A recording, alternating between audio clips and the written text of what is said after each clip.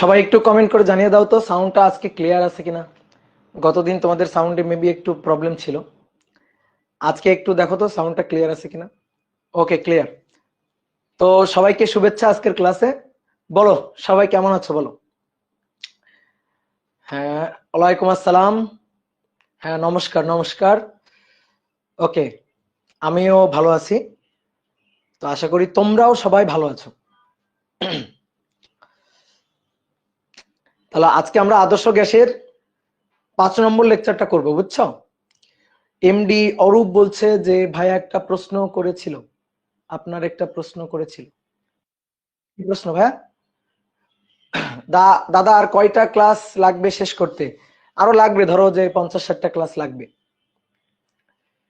দাদা আজকে আগের ক্লাস না করলে কি আজকের ক্লাস বুঝতে পারবো না? মোটেও না। ঠিক আছে, তুমি আজকে বুঝতে পারবে না। আজকে আমি গত ক্লাসের যে সূত্র ডেরিভেশন করছিলাম তারপর থেকে আলোচনা করব। সুতরাং আশা করি তুমি আগের ক্লাস না করা থাকলে বুঝতে পারবে না। ঠিক আছে ভাইয়া, আগের আয়তনের চাপ প্রসারণ সহগের একক কি পার ডিগ্রি সেলসিয়াস হবে? হ্যাঁ, অবশ্যই অবশ্যই পার ডিগ্রি সেলসিয়াস হবে, এবং এটা ডিগ্রি সেলসিয়াস স্কেলে। ঠিক আছে, ওই সূত্রটা কিন্তু ডিগ্রি সেলসিয়াস স্কেলে, ওখানে আবার থিটার মানটা কেলভিনে বসাই দিও না, তাহলে কিন্তু হবে না। দাদা এই সব ক্লাস করলে কি এইচসি ভার্মা পড়তে হবে? না, এইচসি ভার্মা পড়তে হবে না। আগে ক্লাস করো, আগে আগে ফরজটা করো, বুঝছো। ক্লাস ক্লাস করা ফরজ, শাহজাহান তপন স্যারের বই পড়াটা ফরজ। আগে ফরজটা করো, ফরজ করার পরে যদি তোমার কমপ্লিট হয়ে যায়, যদি মনে হয় হাতে আরো সময় আছে, তাহলে সুন্নত নিয়ে ঘাটাঘাটি করবা, বুঝছো। ওকে, মোটামুটি সবাই চলে আসছো, তাহলে আমরা ক্লাস শুরু করে দিই নাকি? তোমাদের প্রশ্ন ছিল, প্রশ্ন নিলাম। আবার লাস্টের দিকে যদি কোনো প্রশ্ন থাকে তখন প্রশ্ন নেব। তো আসো দেখো, গত ক্লাসে আমরা গ্যাসের আদর্শ গ্যাসের গতিতত্ত্বের স্বীকার্য থেকে গ্যাসের গতিতত্ত্বের যে সূত্রগুলা সেগুলো আমরা প্রমাণ করছিলাম। একেবারে মূল যে ডেরিভেশন, অর্থাৎ নিউটনিয়ান মেকানিক্সের যে থিওরি গুলা আছে তার মাধ্যমে একেবারে ডেরিভেশন করে কিন্তু প্রত্যেকটা সূত্র মানে হাতে ধরে করে করে ডেরিভেশন করা ছিল। তো আজকে আমরা কি করব, গ্যাসের গতিতত্ত্বের যে সূত্র আমরা শিখছি গত ক্লাসে, সেই গ্যাসের গতিতত্ত্বের সূত্র অর্থাৎ বিশেষ করে চাপ এবং গতিশক্তি রাশিমালা, এটা থেকে আমরা আগের যে শিখে আসছি যে সূত্রগুলা, সেই সূত্রগুলা এক এক করে প্রমাণ করব। আগে আমরা আদর্শ গ্যাসের যে সূত্রগুলা শিখছি, বয়েলের সূত্র, চার্লসের সূত্র, চাপীয় সূত্র, তারপর অ্যাভোগাড্রো প্রকল্প, তারপর কেমিস্ট্রিতে তোমরা পড়ো হচ্ছে গ্রাহামের ব্যাপনহার সূত্র। তা আমরা এইগুলা গ্যাসের গতিতত্ত্বের যে গত ক্লাসে শেখার যে সূত্র সেইটা থেকে একটু প্রমাণ করতে চাই। দেখি গ্যাসের গতিতত্ত্বের স্বীকার্যের যে সূত্র, গ্যাসের গতিতত্ত্বের সাহায্যে প্রাপ্ত যে চাপের রাশিমালা বা গতিশক্তি রাশিমালা, সেটা থেকে আমরা বয়েলের সূত্র, চার্লসের সূত্র, চাপীয় সূত্র প্রমাণ করতে পারি কিনা। তাহলে দেখো হেডিংটা লেখা আছে যে গ্যাসের গতিতত্ত্ব থেকে অনেকগুলো সূত্র প্রমাণ। তো 1 নম্বরটা হচ্ছে বয়েলের সূত্র প্রমাণ। আমরা বয়েলের সূত্র প্রমাণ করব। তো বয়েলের সূত্র প্রমাণ করার আগে একটু বয়েলের সূত্রটা মনে করি তো। বয়েলের সূত্রটা কি ছিল মনে আছে? বয়েলের সূত্রটা ছিল টেম্পারেচার যদি স্থির থাকে, টি যদি স্থির থাকে, তবে পি আর ভি ব্যস্তানুপাতিক সম্পর্কযুক্ত। অর্থাৎ নির্দিষ্ট ভরের কোনো গ্যাসের তাপমাত্রা যদি স্থির থাকে, তাহলে উক্ত গ্যাসের আয়তন এর উপর প্রযুক্ত চাপের ব্যস্তানুপাতিক। অর্থাৎ পিভি ইকুয়াল টু ছিল কনস্ট্যান্ট। পিভি ইকুয়াল টু ছিল কনস্ট্যান্ট। এটা ছিল আমাদের বয়েলের সূত্র, পি অন ভি অন সমান সমান P2V2। তো এইটা আমরা প্রমাণ করব, কিন্তু কিভাবে প্রমাণ করব? এটা প্রমাণ করব গ্যাসের গতিতত্ত্বের সূত্রের সাহায্যে।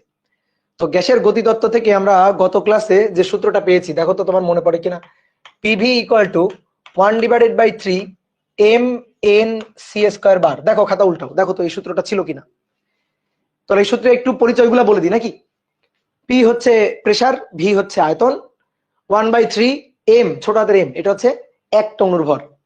অর্থাৎ কোন একটা পাত্রে গ্যাস আছে, ধরো কোন একটা সিলিন্ডার, সেই সিলিন্ডারে গ্যাস আছে, তো যে গ্যাসটা আছে সেই গ্যাসের একটি অণুর ভর হচ্ছে এটা, একটি অণুর ভর।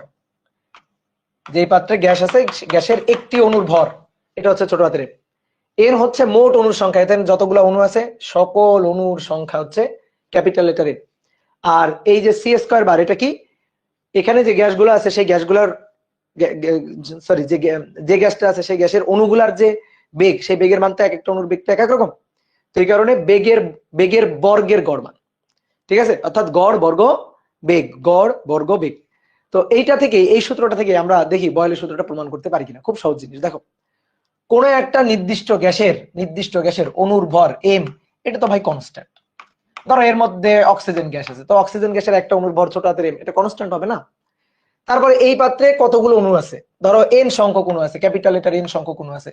তাহলে অণুর যে সংখ্যাটা, আমি যদি চাপের চেঞ্জ করি, আয়তনের চেঞ্জ করি, তাপমাত্রা চেঞ্জ করি, এর ভেতরে রাখা গ্যাসের অণুর সংখ্যার তো কোনো চেঞ্জ হবে না। তাহলে অণুর সংখ্যা n, ক্যাপিটাল লেটার n, এইটাও তো ভাই কনস্ট্যান্ট, তাই কিনা? তাহলে দেখো এই যে পাত্র, এই পাত্রে যে গ্যাসটা আছে সেই গ্যাসের প্রতিটি অণুর ভর ছোট হাতের m এবং মোট অণুর যে সংখ্যাটা সেটা হচ্ছে কনস্ট্যান্ট। এইবার খুব ভালো করে বুঝিও কথাটা। তাপমাত্রাটা কনস্ট্যান্ট, বয়েলের সূত্র বলতেছে টেম্পারেচার কনস্ট্যান্ট। তাহলে আমি এই শর্তটা আরোপ করলাম এখানে যে টেম্পারেচার T কনস্ট্যান্ট। তাহলে T যদি কনস্ট্যান্ট থাকে, মানে T যদি স্থির থাকে, স্থির তাপমাত্রায়, আমি তোমাকে গত ক্লাসে শিখাইছিলাম যে সিআরএমএস গ্যাসের মূল গড় বর্গবেগ, এই মূল গড় বর্গবেগ is only function of temperature, শুধুমাত্র টেম্পারেচারের উপর ডিপেন্ড করে। তো টেম্পারেচারটা তো কনস্ট্যান্ট, তাহলে টেম্পারেচার যদি কনস্ট্যান্ট থাকে, বয়েলের সূত্রে বলতেছে টেম্পারেচার কনস্ট্যান্ট, চাপ আয়তনে চেঞ্জ করো। আমি চাপ আয়তনে চেঞ্জ করবো, কিন্তু টেম্পারেচার তো কোনো চেঞ্জ করবো না। তাহলে টেম্পারেচার যদি কনস্ট্যান্ট থাকে, তাহলে সিআরএমএস এটাও কনস্ট্যান্ট থাকবে, এই যে 3RT ডিভাইডেড বাই বড় হাতের m, ঠিক আছে। তাহলে সিআরএমএসটা কি? সিআরএমএসটাকে যদি আমরা এভাবে লিখি, বেগের বর্গের গড় মানের বর্গমূল। তাহলে একটা কাজ করো, দুই পাশে বর্গ করে দাও। তাহলে বর্গ করে দেখো তো, c² বার এটা equal two 3RT divided by বড় হাতের m থাকে না। 3R বড় হাতের m আণবিক ভর কনস্ট্যান্ট, T টেম্পারেচার বলা হচ্ছে কনস্ট্যান্ট। তাহলে এটা যদি কনস্ট্যান্ট থাকে, তাহলে c² বার এইটাও তো স্থির থাকবে, এটাও তো কনস্ট্যান্ট থাকবে, কি তাই না? এটাও তো কনস্ট্যান্ট থাকবে। তাহলে দেখো m কনস্ট্যান্ট, n কনস্ট্যান্ট, স্থির তাপমাত্রায় c² বার অর্থাৎ গড় বর্গবেগ, এটাও তো ভাই কনস্ট্যান্ট। তাহলে এই পুরো টার্মটাই তো কনস্ট্যান্ট, পুরো টার্মটাই তো ধ্রুবক। এটা কি? ধ্রুবক। তাহলে অতএব PV = কনস্ট্যান্ট K, ধ্রুবক K। তাহলে PV = যদি কনস্ট্যান্ট K হয়, তাহলে V P এর সাথে ব্যস্তানুপাতিক সম্পর্কযুক্ত। এটাই তো বয়েলের সূত্র। তাহলে বয়েলের সূত্র প্রমাণিত, ঠিক আছে। গ্যাসের গতিতত্ত্বের সূত্র থেকে আমরা বয়েলের সূত্র প্রমাণ করে ফেললাম। কি সুন্দর না বলো? ওকে, এবার আসো,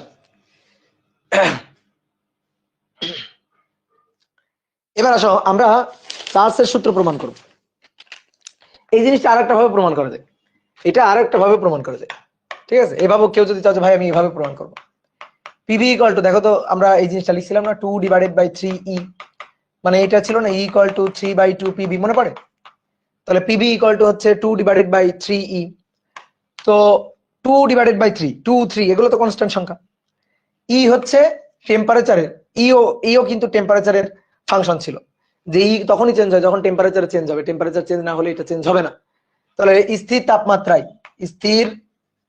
তাপমাত্রায় ইটা কনস্ট্যান্ট, ই কনস্ট্যান্ট।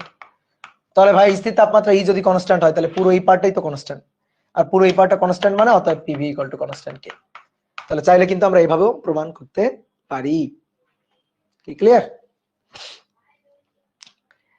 এবার আসো নেক্সট, এবার আসো চার্লসের সূত্র প্রমাণ। তাহলে এবার একটু তুমি বুদ্ধি খাটো।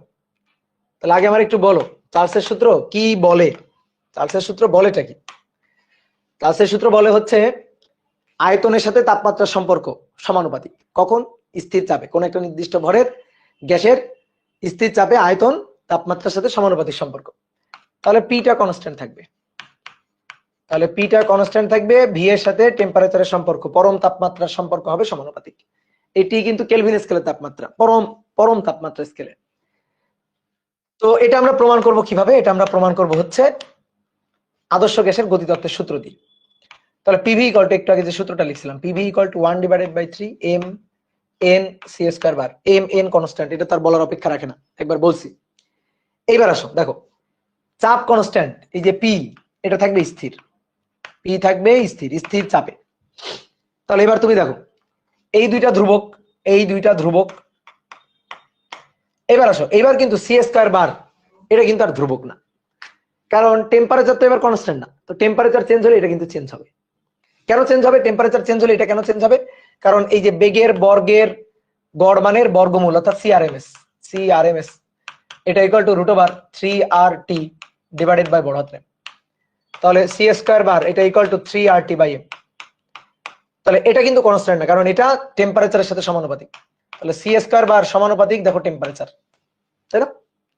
সি স্কয়ার বার টেম্পারেচার টি এর সাথে সমানুপাতিক, 3Rm তো কনস্ট্যান্ট। তাহলে এইটা টেম্পারেচারের সাথে সমানুপাতিক, এইটা ভালো করে খেয়াল করো, এইটা টেম্পারেচারের সাথে সমানুপাতিক। এইটা যদি টেম্পারেচারের সাথে বড় টি এর সাথে সমানুপাতিক হয়, তাহলে এখানে দেখো পি কনস্ট্যান্ট, 1/3 mn কনস্ট্যান্ট, এইটা টেম্পারেচারের সাথে সমানুপাতিক। তাহলে অতএব ভি, সেটা ভি সমানুপাতিক, দেখো এই লাইন থেকে দেখো, ভি সমানুপাতিক সি স্কয়ার বার। তার মানে ভি সমানুপাতিক ক্যাপিটাল লেটার টি। এটাই তো চার্লসের সূত্র।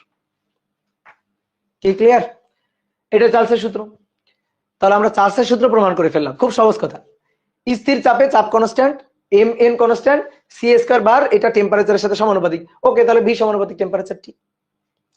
তাহলে এইবার তুমি আমাকে একটু প্রমাণ করে দাও তো ভাইয়া, তুমি আমাকে, এইটা তো বুঝলা, এইটা যদি বুঝো তাহলে চাপীয় সূত্রটা তুমি একটু প্রমাণ করে দাও তো আমাকে।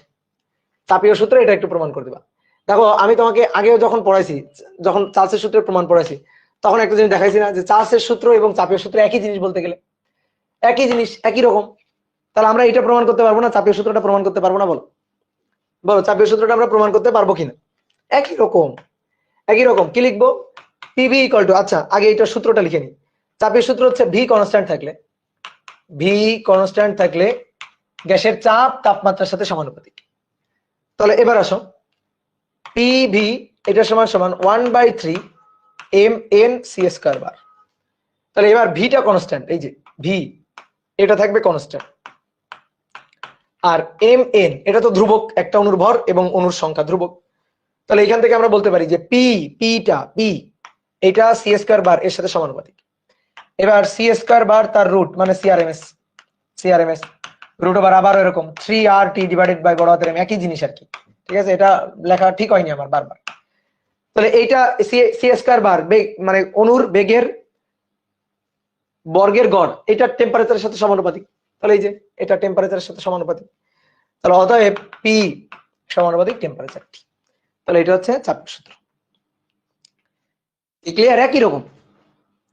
তাহলে আমরা গ্যাসের গতিতত্ত্বের সাহায্যে বয়েলের সূত্র, চার্লসের সূত্র, চাপীয় সূত্র তিনটাই কিন্তু প্রমাণ করে ফেলছি।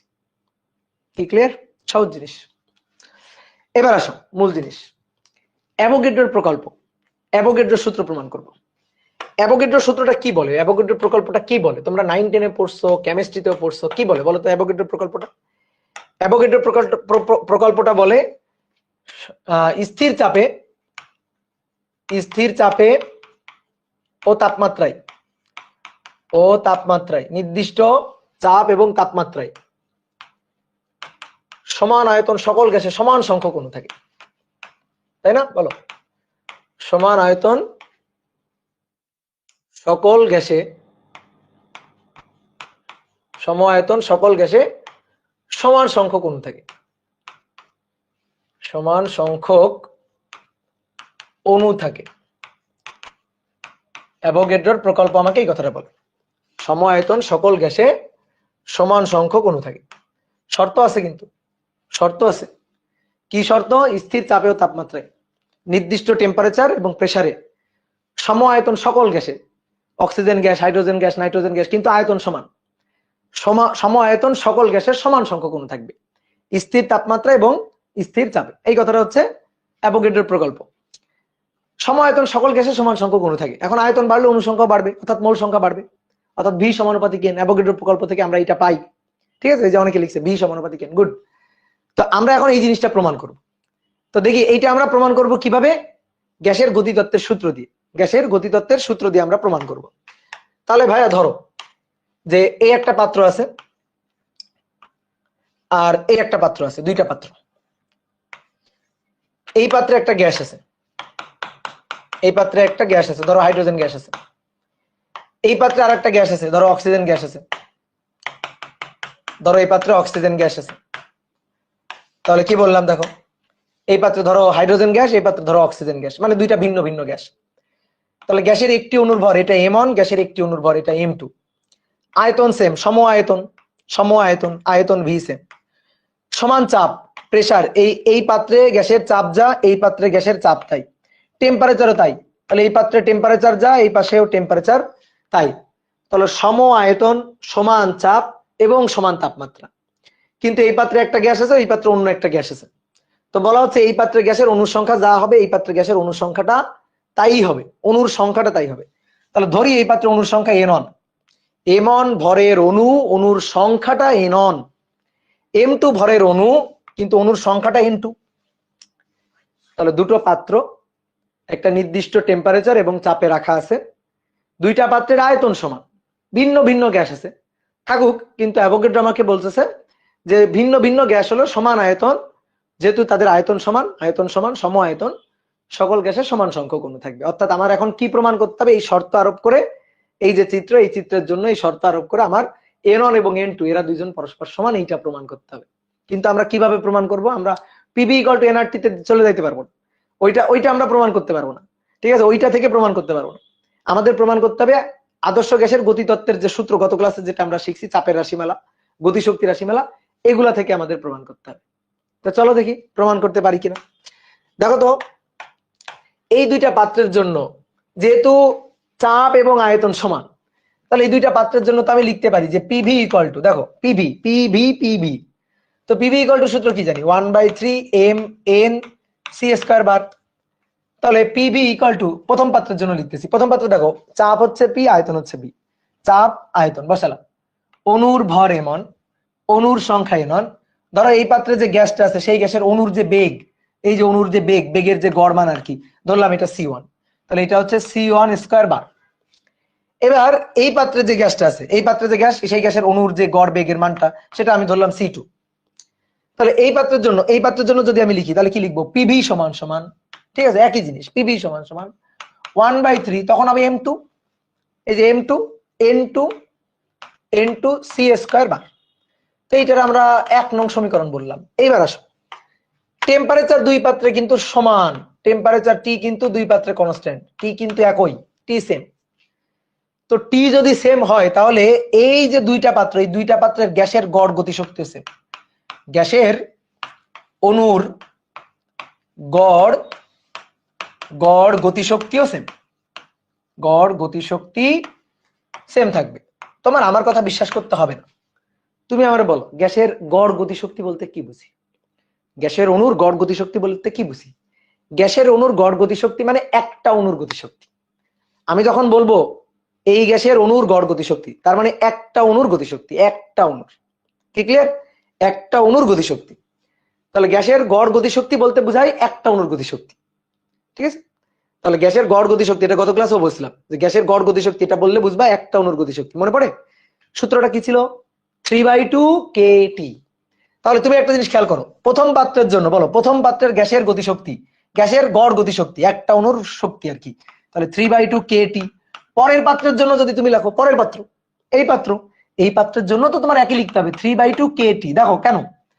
3 কনস্ট্যান্ট, 2 কনস্ট্যান্ট, বোল্টজম্যান ধ্রুবক, k কনস্ট্যান্ট, টেম্পারেচার দুই পাত্রে একই, তাহলে গ্যাসের গড় গতিশক্তি মানে একটা অণুর যে গতিশক্তি, সেটা কোনোভাবে আলাদা হওয়া সম্ভব? বলো, কোনোভাবে আলাদা হওয়া সম্ভব? সূত্র দেখেই বল, 3/2 kT, এটাই তো ছিল একটা অণুর গতিশক্তি। তাহলে দুইটা পাত্রের গ্যাসের গড় গতিশক্তি মানে একটা অণুর গতিশক্তি, এটা তো অবশ্যই সেম, 3/2 kT। kT দুই পাত্রের জন্য তো বোল্টজম্যান ধ্রুবক, সেটা তো কনস্ট্যান্ট, আর দুই পাত্রের টেম্পারেচারও তো একই আছে, তাহলে এটা সেম। বুঝলাম? এইবার আসো, তোমাকে একটা অণুর গতিশক্তি যখন আমি গত ক্লাসে লিখছিলাম মনে পড়ে, একটা অণুর গতিশক্তি 3/2 kT, আমি বলছিলাম আমি একটু এই পাশে হাফ এম ভি স্কয়ার ফরম্যাটে লিখতে চাই, তাহলে তখন এই পাশে লিখছিলাম হাফ একটা অণুর ভর আর বেগের বর্গের গড়, মনে পড়ে? তাহলে আমি যদি এই দুইটার জন্য লিখতে চাই যে দুইটা পাত্রের গ্যাসের অণুর গড় গতিশক্তি E1 আর E2 সমান, তো এইবার আমি এই শক্তিটাকে 3/2 kT-টাকে হাফ এম ভি স্কয়ার ফরম্যাটে লিখতে চাই, তাহলে হাফ এম ভি স্কয়ার ফরম্যাটে লিখলে দেখো তো হাফ m1 c1 স্কয়ার বার আর half m2 c2 square bar, এটা হয় না? বলো এটা হয় কিনা? তাহলে এইটারে আমরা বললাম এটা হচ্ছে 2 নম্বর সমীকরণ। দেখো বোঝো ভালো করে, অণুর গড় গতিশক্তি 3/2 kT, অণুর গড় গতিশক্তি 3/2 kT, তাহলে E1 সমান সমান E2। এবার আমি বলতেছি 3/2 kT কে আমি একটু হাফ এম ভি স্কয়ার ফরম্যাটে লিখবো। ওকে, তাহলে প্রথম পাত্রের জন্য হাফ m1 v1 স্কয়ার, পরের পাত্রের জন্য হাফ m2 v2 স্কয়ার, তো v1 v2 এর জায়গায় আমরা c1 c2 বসাইছি, এটাই তো। তাহলে এবার আসো হাফ হাফ কাটাকাটি, এই যে একজন লিখছো n/m n/na, এটা দিয়েই তো প্রমাণ, শেষ প্রমাণ, কিন্তু ওই যে শেষ প্রমাণ তো করা যাবে না, ওটা তো সহজ, ওটা তো অ্যাভোগাড্রো প্রকল্প দিয়ে তুমি অ্যাভোগাড্রো প্রকল্প প্রমাণ করে ফেলতেছো। মানে পিভি ইকুয়াল টু এনআরটি, আদর্শ গ্যাসের যে সূত্র, এই সূত্রটা আমরা যখন প্রমাণ করছিলাম এটা আমরা অ্যাভোগাড্রো প্রকল্প দিয়ে প্রমাণ করছিলাম না। একজন বলতেছে ভাই এন মোল সংখ্যা, এটা দিয়ে প্রমাণ করে ফেলেন, এন মোল সংখ্যা ভর ভাগ আণবিক ভর বা এই যে অণুর সংখ্যা বা অ্যাভোগাড্রো সংখ্যা, এটা লিখতেই তো কাজ শেষ, PV equal to NRT, PV equal to NRT লিখলেই তো কাজ শেষ। ওইটা তো করবো না আমরা, পিভি ইকুয়াল টু এনআরটি এই সূত্র যখন আমি তোমার প্রমাণ করাইছিলাম তখন অ্যাভোগাড্রো প্রকল্পটা ব্যবহার করি নাই, তো তুমি যদি ওইটা দিয়ে আবার ওইটা প্রমাণ করো তাহলে লাভ কি হইল? ঠিক আছে, লাভ কি হইলো? লাভ তো হইলো না। তো এই কারণে আমরা ওটা করব না, আমরা এটা করব না, ঠিক আছে। তাহলে এইবার আসো 1 নম্বর আর 2 নম্বর, দেখো এই দুইটা এখন আমার ভাগ করতে ইচ্ছা করতেছে, তাহলে 1 নম্বর আর 2 নম্বরকে একটু ভাগ করে দাও, ভাগ 1 নম্বর ভাগ 2 নম্বর, দেখো ভাগ করলে হেভি মজা লাগবে। ভাগ করো 1/3 m1 n1 c1 স্কয়ার, তাহলে কাটাকাটি করো 1/3, ঠিক আছে, ভাগ করতেছি 1/3 m1 n1 c1 square bar divided by 1/2 m1 c1 square bar, এই পাশে উপরে 1/3 m2 n2 c2 স্কয়ার বার, ঠিক আছে, c2 স্কয়ার বার, এখানে c2 টা লিখতে ভুলে গেছি, সরি, এটা c2 হবে, ডিভাইডেড বাই নিচে এটা 1/2 m2 c2 স্কয়ার বার। তাহলে এবার দেখো m1 m1 কাটা, m2 m2 কাটা, c2 স্কয়ার বার c1 স্কয়ার বার c1 স্কয়ার বার কাটা, c2 স্কয়ার বার c2 স্কয়ার বার কাটা, তারপরে 1/3 কাটা, 1/2 কাটা, সবই কাটাকাটি, পড়ে থাকলো কি বলো? পড়ে থাকলো কি বলো? n1 সমান সমান n2, তাহলে প্রমাণিত, অ্যাভোগাড্রোর প্রকল্প প্রমাণিত, প্রুভড, কিন্তু কোনটা দিয়ে প্রুভড? গ্যাসের গতিতত্ত্ব দিয়ে প্রুভড, ঠিক আছে। লাস্টে এটাই লিখতে হবে, হ্যাঁ লাস্টে এটাই তো, এই যে n1 সমান সমান n2, এটাই তো আমরা প্রমাণ করতে চাইছি। তাহলে দেখো কি বলছে, স্থির চাপে ও তাপমাত্রায় সম আয়তন সকল গ্যাসে সমান সংখ্যক অণু থাকে, এটাই তো আমরা প্রমাণ করছি, n1 সমান সমান n2 সমান সংখ্যক অণু থাকে। হ্যাঁ, প্রথম পাত্রের অণুর সংখ্যা যা, দ্বিতীয় পাত্রের অণুর সংখ্যাই তাই।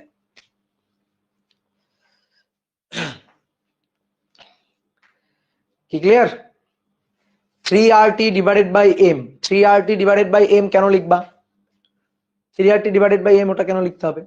দরকার নেই তো ওটা লেখার। কি ক্লিয়ার?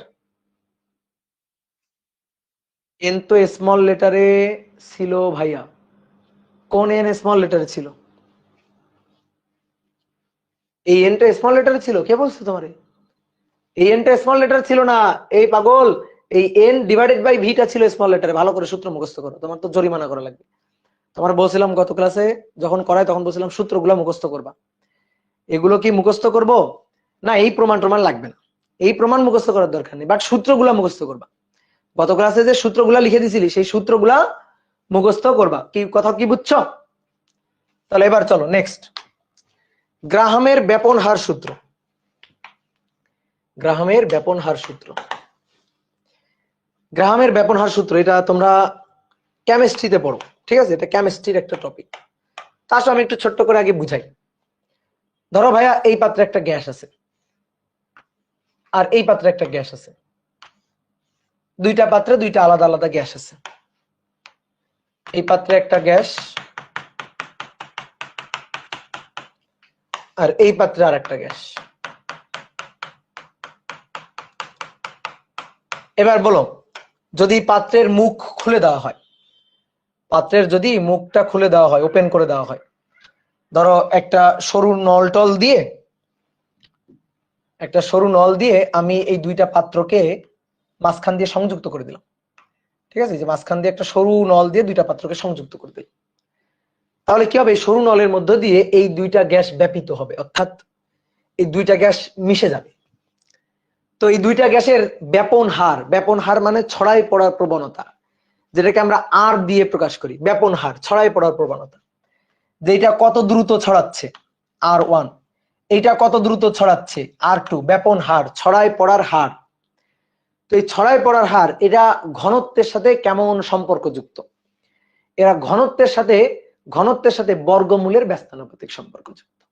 সহজ হিসাব, দেখো যে বেশি ঘন তার ছড়াই পড়ার প্রবণতা তো কম, যে গ্যাসটা বেশি ঘন হয়ে থাকে তার তো ছড়াই পড়ার প্রবণতা হারটা কম, কিন্তু যে গ্যাসটা হালকা তার ছড়াই পড়ার প্রবণতার হারটা বেশি। তো গ্রাহামের ব্যাপন হার সূত্র এটা আমাদের বলতেছে কোন গ্যাসের ব্যাপিত হওয়ার হার, ছড়াই পড়ার হার, যেটাকে আমরা ব্যাপন হারটাকে আমরা আর দিয়ে লিখি, তো সেই ব্যাপন হারটা হচ্ছে ঘনত্বের সাথে ব্যস্তানুপাতিক সম্পর্কযুক্ত।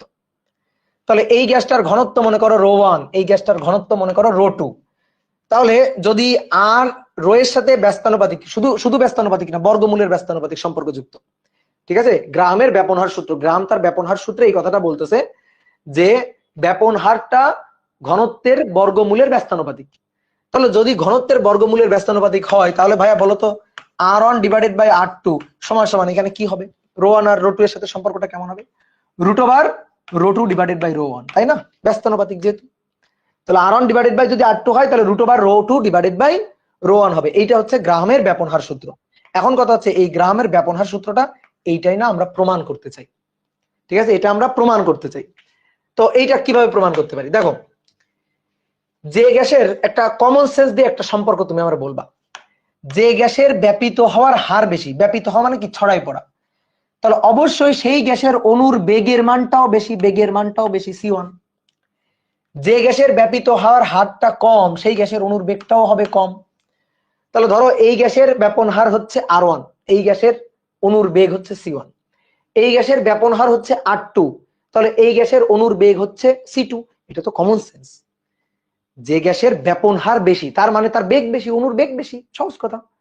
তাহলে তুমি একটু কমন সেন্স দিয়ে আমাকে বলো যে সি এর সাথে আর এর সম্পর্কটা কেমন, সমানুপাতিক, যে অণুর বেগ গ্যাসের অণুর বেগ সেটার সাথে ব্যাপন হারের সম্পর্ক হচ্ছে সমানুপাতিক, সহজ হিসাব, কি ক্লিয়ার? তাহলে এবার আসো, দেখো এবার আসো, তাহলে আমরা CRMS এর যে সম্পর্কটা জানি, CRMS এইটা ইকুয়াল টু √3p/ρ। দেখো খাতা উল্টাই, দেখো সূত্র ভুলে গেলে খাতা উল্টাবা। তো CRMS এটা হচ্ছে √3p/ρ। তাহলে একটা নির্দিষ্ট চাপে প্রেসার যদি কনস্ট্যান্ট থাকে, তাহলে ঘনত্বের সাথে প্রেসার যদি কনস্ট্যান্ট থাকে, তাহলে ঘনত্বের সাথে এর সম্পর্কটা, CRMS এর সম্পর্কটা বর্গমূলের মানে ব্যস্তানুপাতিক। তাহলে CRMS এটা রো এর বর্গমূলের ব্যস্তানুপাতিক, ঠিক ক্লিয়ার? তাহলে মনে করো দুইটা গ্যাস আছে, তাহলে দুইটা গ্যাসের জন্য যদি আমি এরকম C1/C2 লিখি, তাহলে C1/C2 এটা ইকুয়াল টু কি হবে, √ρ2 ডিভাইডেড বাই ρ1 হবে। এবার বলো সি সমানুপাতিক যদি আর হয়, এখান থেকে যদি আমি বলি, তাহলে C1/C2 এটা সমান সমান R1/R2 হবে, কি ক্লিয়ার? যে সি সমানুপাতিক আর, তাহলে C1/C2 সমান সমান R1/R2।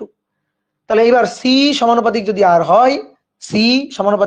হয়, তাহলে এইখানে যে C1/C2, তাহলে আমরা এইখানে লিখে দিতে পারি C1/C2 এর জায়গায় এখান থেকে এনে লিখে দিতে পারি R1/R2, এটার সমান সমান √ρ2/ρ1। অতএব আর এটা গ্যাসের ঘনত্বের সাথে বর্গমূলের ব্যস্তানুপাতিক। তাহলে এটাই হচ্ছে গ্রাহামের ব্যাপন হার সূত্র। তো এটাই প্রমাণিত, এটা কিন্তু কেমিস্ট্রিতে পড়া, এটা কিন্তু অনেকে জানো, হ্যাঁ কি তাই না, বলো তো, জানো না? আমরা একবারে চাইলে ম্যাথ করার জন্য একটা সূত্র বানাইতে পারি। তো সূত্রটা হচ্ছে এরকম, C1/C2 সমান সমান R1/R2 সমান সমান √ρ2 divided by ρ1। Rho 2 divided by rho 1। কি ক্লিয়ার? গ্রাহামের ব্যাপন হার সূত্র। এটা ম্যাথ করার জন্য লাগে, বিশেষ করে কেমিস্ট্রিতে বেশি লাগে, ফিজিক্সে অতটা লাগে না, কেমিস্ট্রিতে বেশি লাগে। এবার আসো আরেকটা জিনিস খুব ইম্পর্টেন্ট, এটা এই জিনিসটা হচ্ছে ডাল্টনের আংশিক চাপ সূত্র। ডাল্টনের আংশিক চাপ সূত্র। তো ডাল্টনের আংশিক চাপ সূত্র কি বলে বলো? ডাল্টনের আংশিক চাপ সূত্র কি বলে? আসো চিত্র এঁকে বুঝাই, তাহলে মাথার মধ্যে গেঁথে থাকবে। মনে করো ভাইয়া এই একটা পাত্র, এই একটা পাত্র, এই পাত্রের মধ্যে একটা গ্যাস আছে, এই একটা গ্যাস আছে, যে গ্যাসের অণুর ঘনত্ব রো 1, ঠিক আছে, বাইরে লিখি, যে গ্যাসের অণুর ঘনত্ব রো 1 আর অণুর বেগ হচ্ছে c1। মনে করো একই আয়তনের, সেম আয়তনের আর একটা পাত্র আছে, সেম আয়তনের আর একটা পাত্র আছে, এই পাত্রের মধ্যে আরো একটা গ্যাস আছে, অন্য একটা গ্যাস, অন্য একটা গ্যাস আছে, এই গ্যাসের ঘনত্ব রো 2 আর গ্যাসের অণুর যে বেগ সেটা হচ্ছে c2। ঠিক একই আয়তনের আরো একটা পাত্র ধরো, একই আয়তনের সেম আয়তনের তিনটা পাত্র, এই পাত্রে আরেকটা গ্যাস আছে,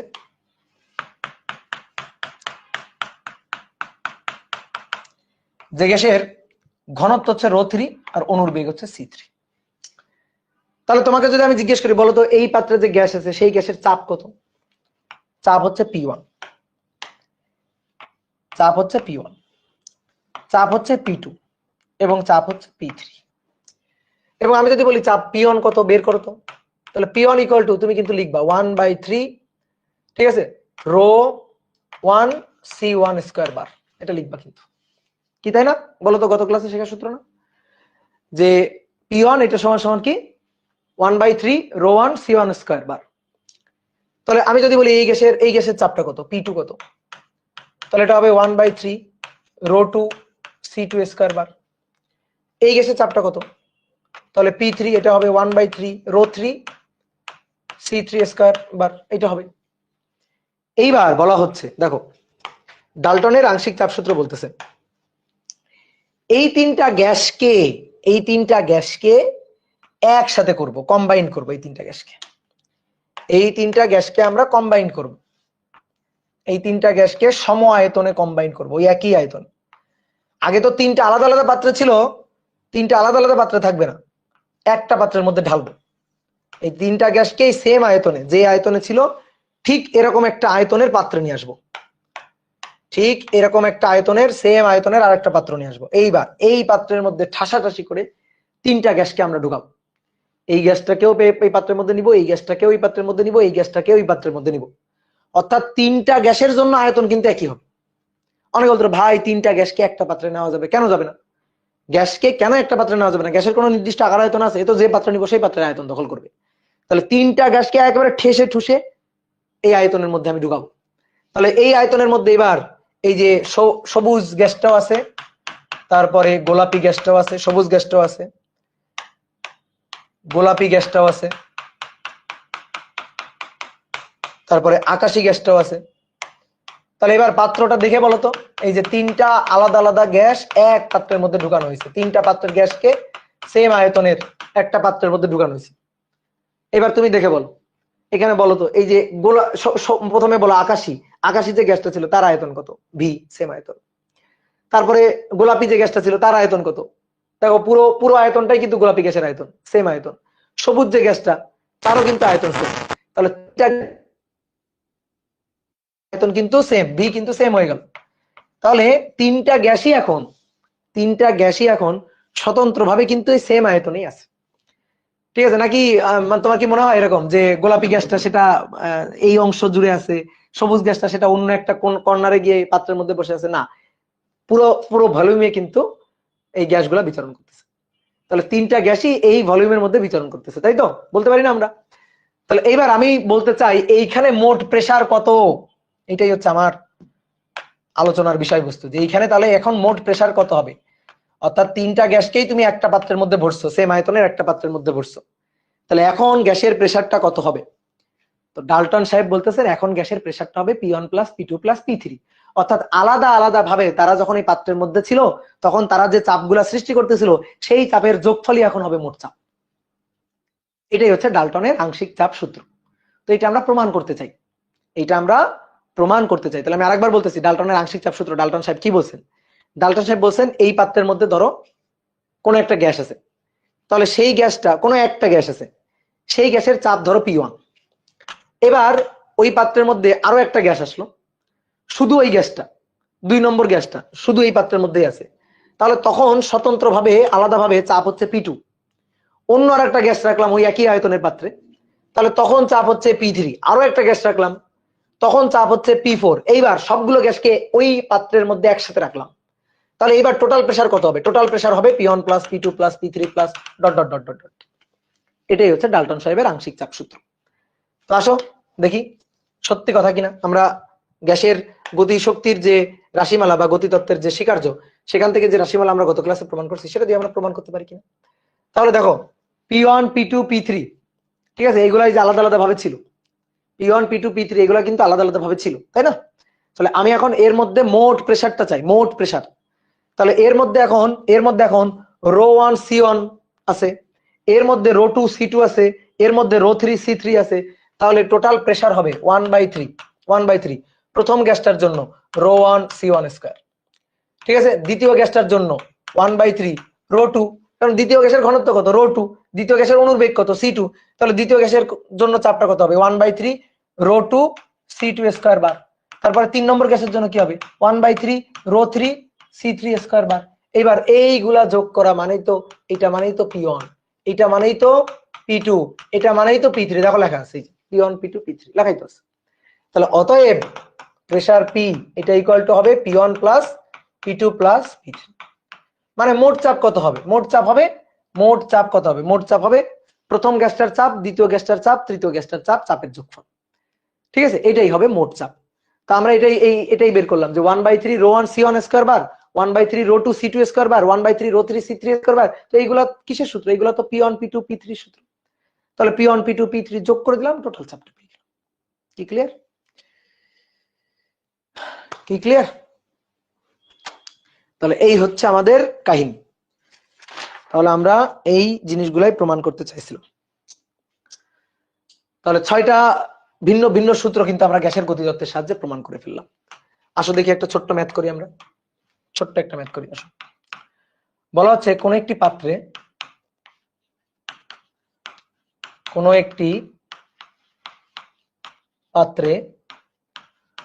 6টি গ্যাস অণুর বেগ যথাক্রমে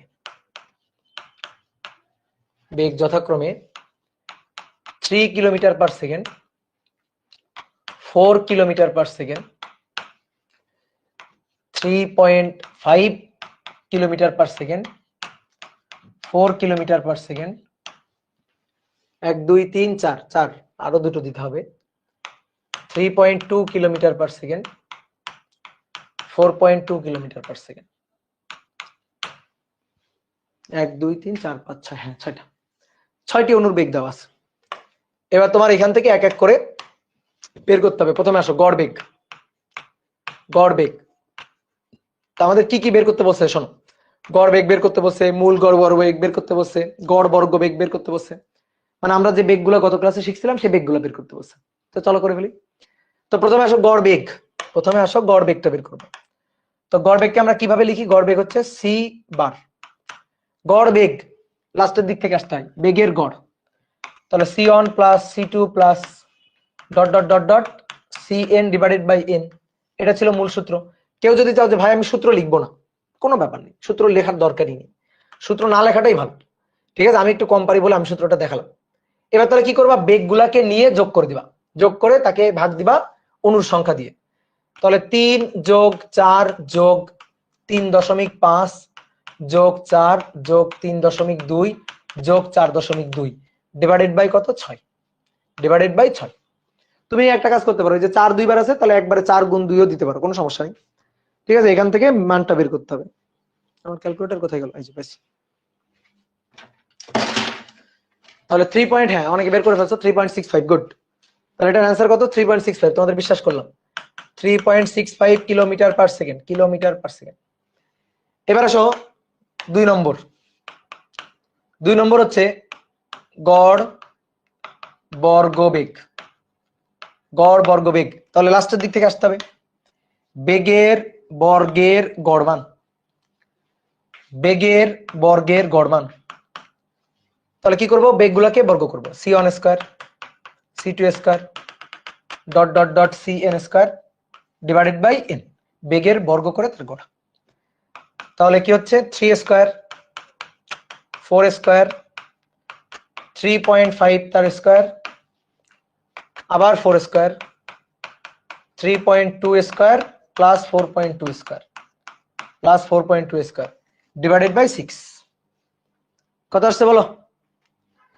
কত আসছে? 13.52। Okay, done, good. 13.52, 13.52। দেখি এককটা বলো তো কেমন পারো, এককটা বলো তো। এককটা কি হবে? Kilometre square per second square. বুঝছো? এটা কিন্তু বর্গ, কিলোমিটার পার সেকেন্ড না, kilometre square per second square. একক কিন্তু ঠিকঠাক ভাবে লিখতে হবে, একক ভুল লিখলে কিন্তু ম্যাথ আবার হবে না। এবার 3 নম্বর।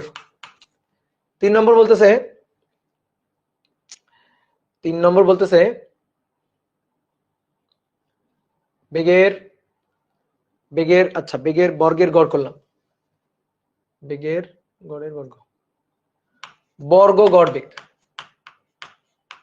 বর্গ গড় বেগ বা বেগের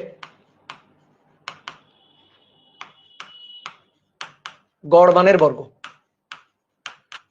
গড় মানের বর্গ বা বর্গ গড় বেগ, বর্গ গড় বেগ। এটা দিবে না, এটা তোমার আসবে না, কিন্তু আমি ধরো তোমার বের করতে বললাম, ধরো, ঠিক আছে? বেগের গড় মানের বর্গ অথবা বর্গ গড় বেগ, গড় বর্গ বেগ না, বর্গ গড় বেগ। বলো তো কোনটা? ঠিক আছে, হ্যাঁ ঠিক আছে। এটা তোমার পরীক্ষা আসবে না, হয়তো, হয়তো আসবে না, জাস্ট তুমি বুঝতে পারো কিনা, আসলে ঘাবড়ে যাবে না।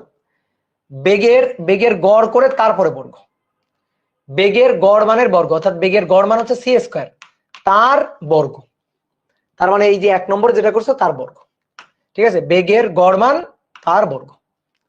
তাহলে বেগের গড় মানের বর্গ হচ্ছে c1 plus c2 plus dot dot dot cn divided by n তার স্কয়ার, অর্থাৎ এই যে 3.65 এর স্কয়ার, এর স্কয়ার।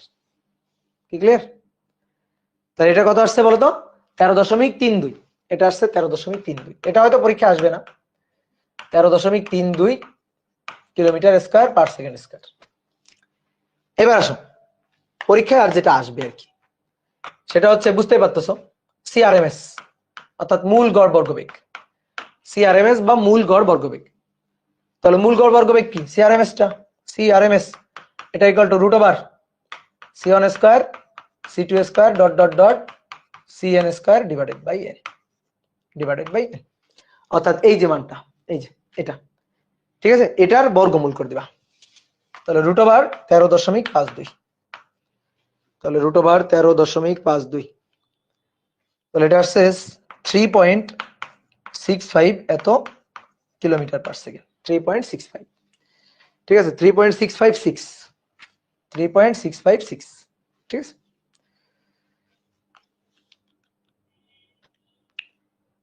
সরি 3.676, সরি 3.656 না, 3.676, সরি 3.676 এত কিলোমিটার পার সেকেন্ড। সহজ, ওকে।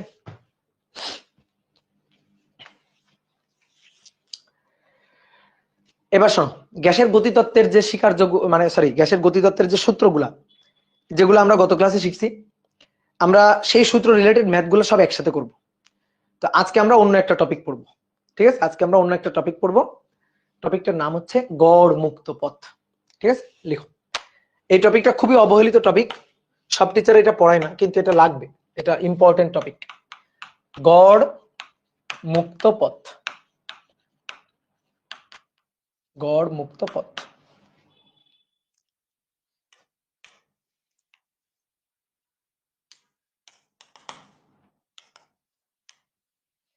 ধরো কোন একটা পাত্রে কোন একটা আদর্শ গ্যাস রাখা আছে, পিস্টন দিয়ে গ্যাসটাকে আবদ্ধ করে রাখা আছে, পিস্টন সংযুক্ত এই গ্যাস সিলিন্ডারে একটা আদর্শ গ্যাস রাখা আছে। বলো গ্যাসের অণুগুলা কি স্থির? বলো গ্যাসের অণুগুলা এগুলা কি স্থির? না, এগুলা কিন্তু ছোটাছুটি করতেছে, গ্যাসের অণুগুলা কিন্তু বেগ আছে। তাহলে বেগ নিয়ে অণুগুলা যখন ছোটাছুটি করবে তখন এটা তো খুবই কমন সেন্স, বেগ নিয়ে যদি ছোটাছুটি করে অণুগুলার কি চোখ আছে? যেহেতু চোখ নাই, তাহলে বেগ নিয়ে যদি ছোটাছুটি করে তাহলে অবশ্যই একটা অণুর সাথে আরেকটা অণু ধাক্কা লাগবে, সংঘর্ষ লাগবে। এবং আমরা গ্যাসের গতিতত্ত্বের শিকার যে এটা পড়ছিলাম যে অণুগুলার মধ্যে এই যে সংঘর্ষটা হবে এই সংঘর্ষটা কিন্তু স্থিতিস্থাপক। গত ক্লাসে কিন্তু তোমাকে একবার ভেঙে সুন্দর করে থিওরি আমি বুঝাই দিচ্ছি গ্যাসের গতিতত্ত্বের শিকার যেগুলা, যে অণুগুলা গোলক সদৃশ এবং এই গোলক হচ্ছে স্থিতিস্থাপক গোলক। অর্থাৎ অণুগুলা যখন নিজেদের সাথে অথবা পাত্রের দেওয়ালের সাথে সংঘর্ষে লিপ্ত হবে, এই সংঘর্ষ হবে পুরোপুরি স্থিতিস্থাপক সংঘর্ষ, মানে সংঘর্ষের আগের বেগ এবং পরের বেগ সেম থাকবে, সংঘর্ষের আগের গতিশক্তি এবং পরের গতিশক্তি সেম থাকবে, সংঘর্ষে গতিশক্তির কোনো ক্ষয় হবে না, সংঘর্ষে গতিশক্তি কমবেও না বাড়বেও না, বাড়ার তো প্রশ্নই ওঠে। তাহলে এই এই স্বীকার্যগুলা কিন্তু মাথায় রেখো। তাহলে এই যে অণুগুলা এই অণুগুলা যখন ছুটে বেড়াবে তখন একটা অণু গিয়ে আরেকটা অণুর সাথে ধাক্কা লাগাবে। তাহলে এইভাবে দেখো তো দুইটা ধাক্কার মধ্যবর্তী সময় একটা অণু একটু কিছু দূরত্ব সরল রৈখিক ভাবে অতিক্রম করেন, এই সরল রৈখিক ভাবে অতিক্রম করা এই দূরত্বটাকে বলা হয় মুক্ত পথ। আর আমি যদি এরকম কিছু মুক্ত পথের গড়মান চিন্তা করি তাহলে সেটাকেই বলা হবে গড় মুক্ত পথ। তো তোমার মনে প্রশ্ন আসতে পারে, ভাই গড় কেন চিন্তা করব, কি কারণে গড় চিন্তা করার দরকার? কারণ অণুগুলা যখন ছোটাছুটি করতেছে তখন একটা অণুর সাথে যখন একটা অণু ধাক্কা লাগতেছে একটা নির্দিষ্ট দূরত্ব পর গিয়ে ধাক্কা লাগতেছে, আবার ধাক্কা লাগার পরে দুইটা অণু দুই দিকে চলে যাচ্ছে, সেই দুইটা অণু গিয়ে আবার অন্য দুইটা অণুর সাথে ধাক্কা লাগাচ্ছে। তাহলে এই যে ধাক্কাগুলা কি সেম সেম দূরত্বে সংগঠিত হবে, এটা কি তুমি একেবারে অ্যাকুরেটলি বলতে পারো? পারো না তো। তাহলে এই যে দূরত্বগুলা এই দূরত্বগুলা মানে একটা অণুর সাথে একটা অণু ধাক্কা লাগলো, ধাক্কা লাগার পরে আর যে ধাক্কাটা লাগতেছে সেটা কত দূরত্ব পর গিয়ে লাগতেছে, সেই দূরত্বগুলা তো সব সমান হয় না, তাহলে অ্যাকুরেটলি তো তুমি সমান বলতে পারবা না। তাহলে যখনই তুমি কোনো মানকে অ্যাকুরেটলি সমান বলতে পারতেছ না, একটা নির্দিষ্ট মান বলতে পারতেছ না, তখন এই মানগুলাকে কি হিসাবে বলা উচিত? গড় হিসাবে বলা উচিত। তো এই কারণে আমরা গড় মুক্ত পথের হিসাবটা করব। তো তোমাকে আমি আগে একটা চিত্র দেখাই, দেখো দেখো এই যে গ্যাসের অণুগুলা দেখো একটা পাত্রের মধ্যে আছে, তাহলে অণুগুলা এইভাবে ছুটে বেড়াচ্ছে, এইভাবে সঞ্চারণশীল। তো এইভাবে সঞ্চারণশীল থাকলে তো খুবই কমন সেন্স যে একটা অণুর সাথে আরেকটা অণু ধাক্কা তো লাগবেই। তো দুইটা ধাক্কার মধ্যবর্তী সময় একটা অণু ফ্রিলি কিছুটা পথ অতিক্রম করে, সেই পথটাকে বলা হচ্ছে মুক্ত পথ। তাহলে অণুর ছোটাছুটি দেখছো? বলো অণু কিভাবে ছোটাছুটি করতেছে, স্থির নাই কিন্তু অণুগুলো এভাবে ছোটাছুটি করতেছে। যদি খুবই আণুবীক্ষণিক ভাবে দেখা হয় তাহলে আমরা এই জিনিসটাই দেখতে পাবো। তো এবার আসো আমরা একটা কাজ করি, আমরা এই পাত্রের মধ্যে গ্যাসের অণুগুলার ছোটাছুটির এই ব্যাপারটাকে একটু জুম করে দেখবো। তো আমরা একটা কাজ করি, একটা অণুকে মার্ক করি, ধরো এই যে একটা গোলাপি অণুকে মার্ক করলাম, এই গোলাপি অণুটা গিয়ে কার কার কার কার সাথে ধাক্কা লাগাচ্ছে সেই ব্যাপারটা আমরা একটু জুম করে দেখব। তো তার জন্য দেখো আমি একটু চিত্র আঁকতেছি, জুম করে দেখার চিত্রটা, যে আমরা দেখবো এই গোলাপি অণুটা অ্যাটমটা এটা কার কার সাথে ধাক্কা লাগাচ্ছে সেই জিনিসটা আমরা একটু জুম করে দেখব।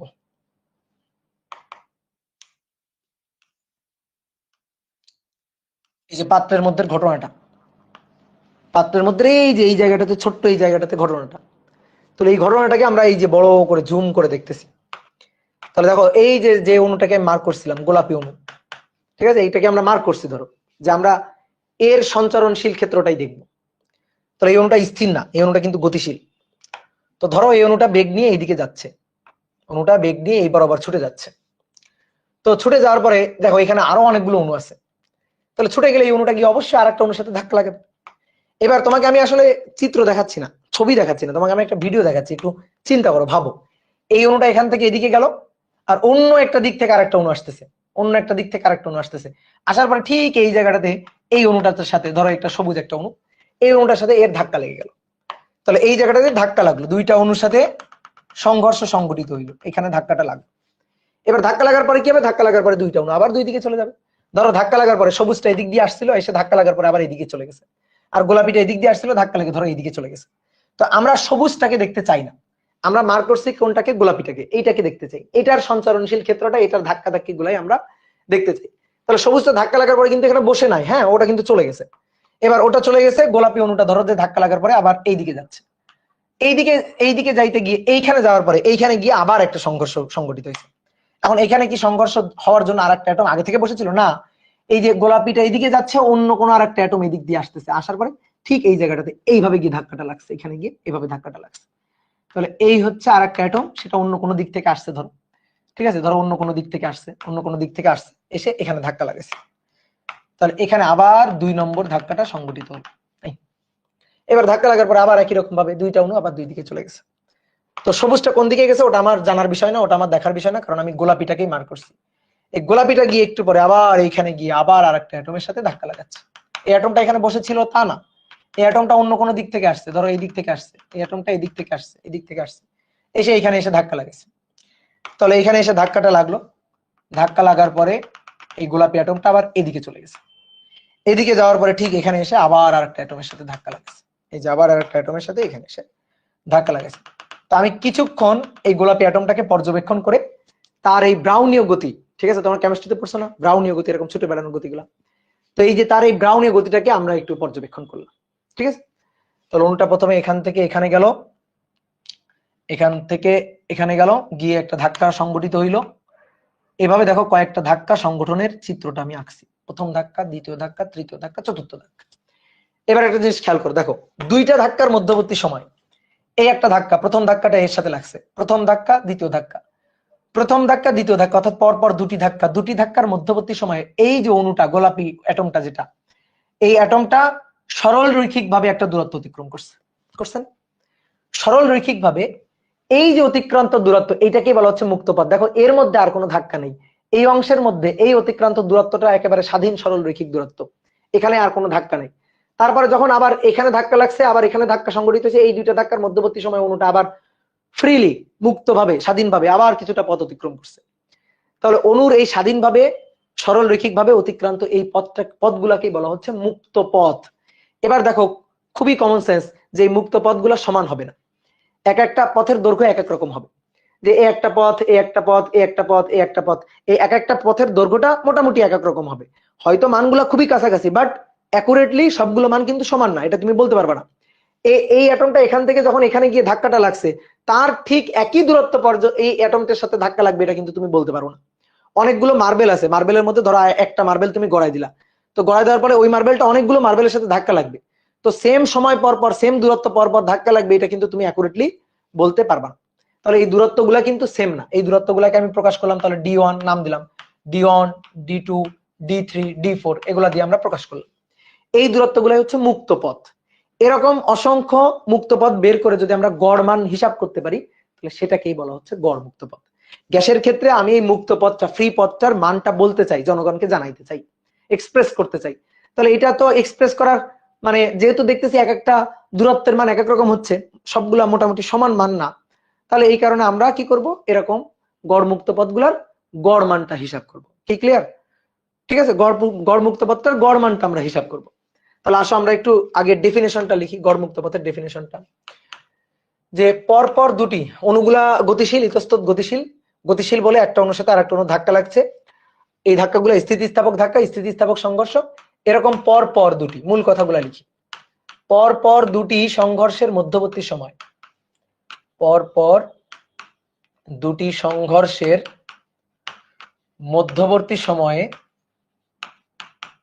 মধ্যবর্তী সময়ে একটি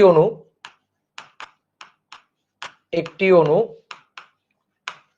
মুক্তভাবে মানে বাধাহীন ভাবে, ঠিক আছে, আর তো কোনো ধাক্কা নাই, দুইটা সংঘর্ষের মাঝে তো কোনো ধাক্কা নাই, একটা সংঘর্ষ এর মাঝে তো আর কোনো সংঘর্ষ নেই, তাহলে মুক্তভাবে বাধাহীন ভাবে যে পথ অতিক্রম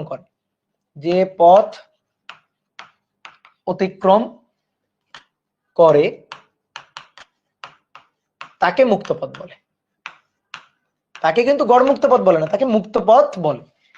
এরূপ কিছু সংখ্যক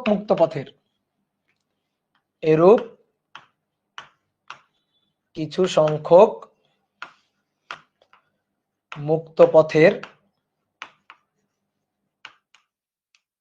গড় মানকে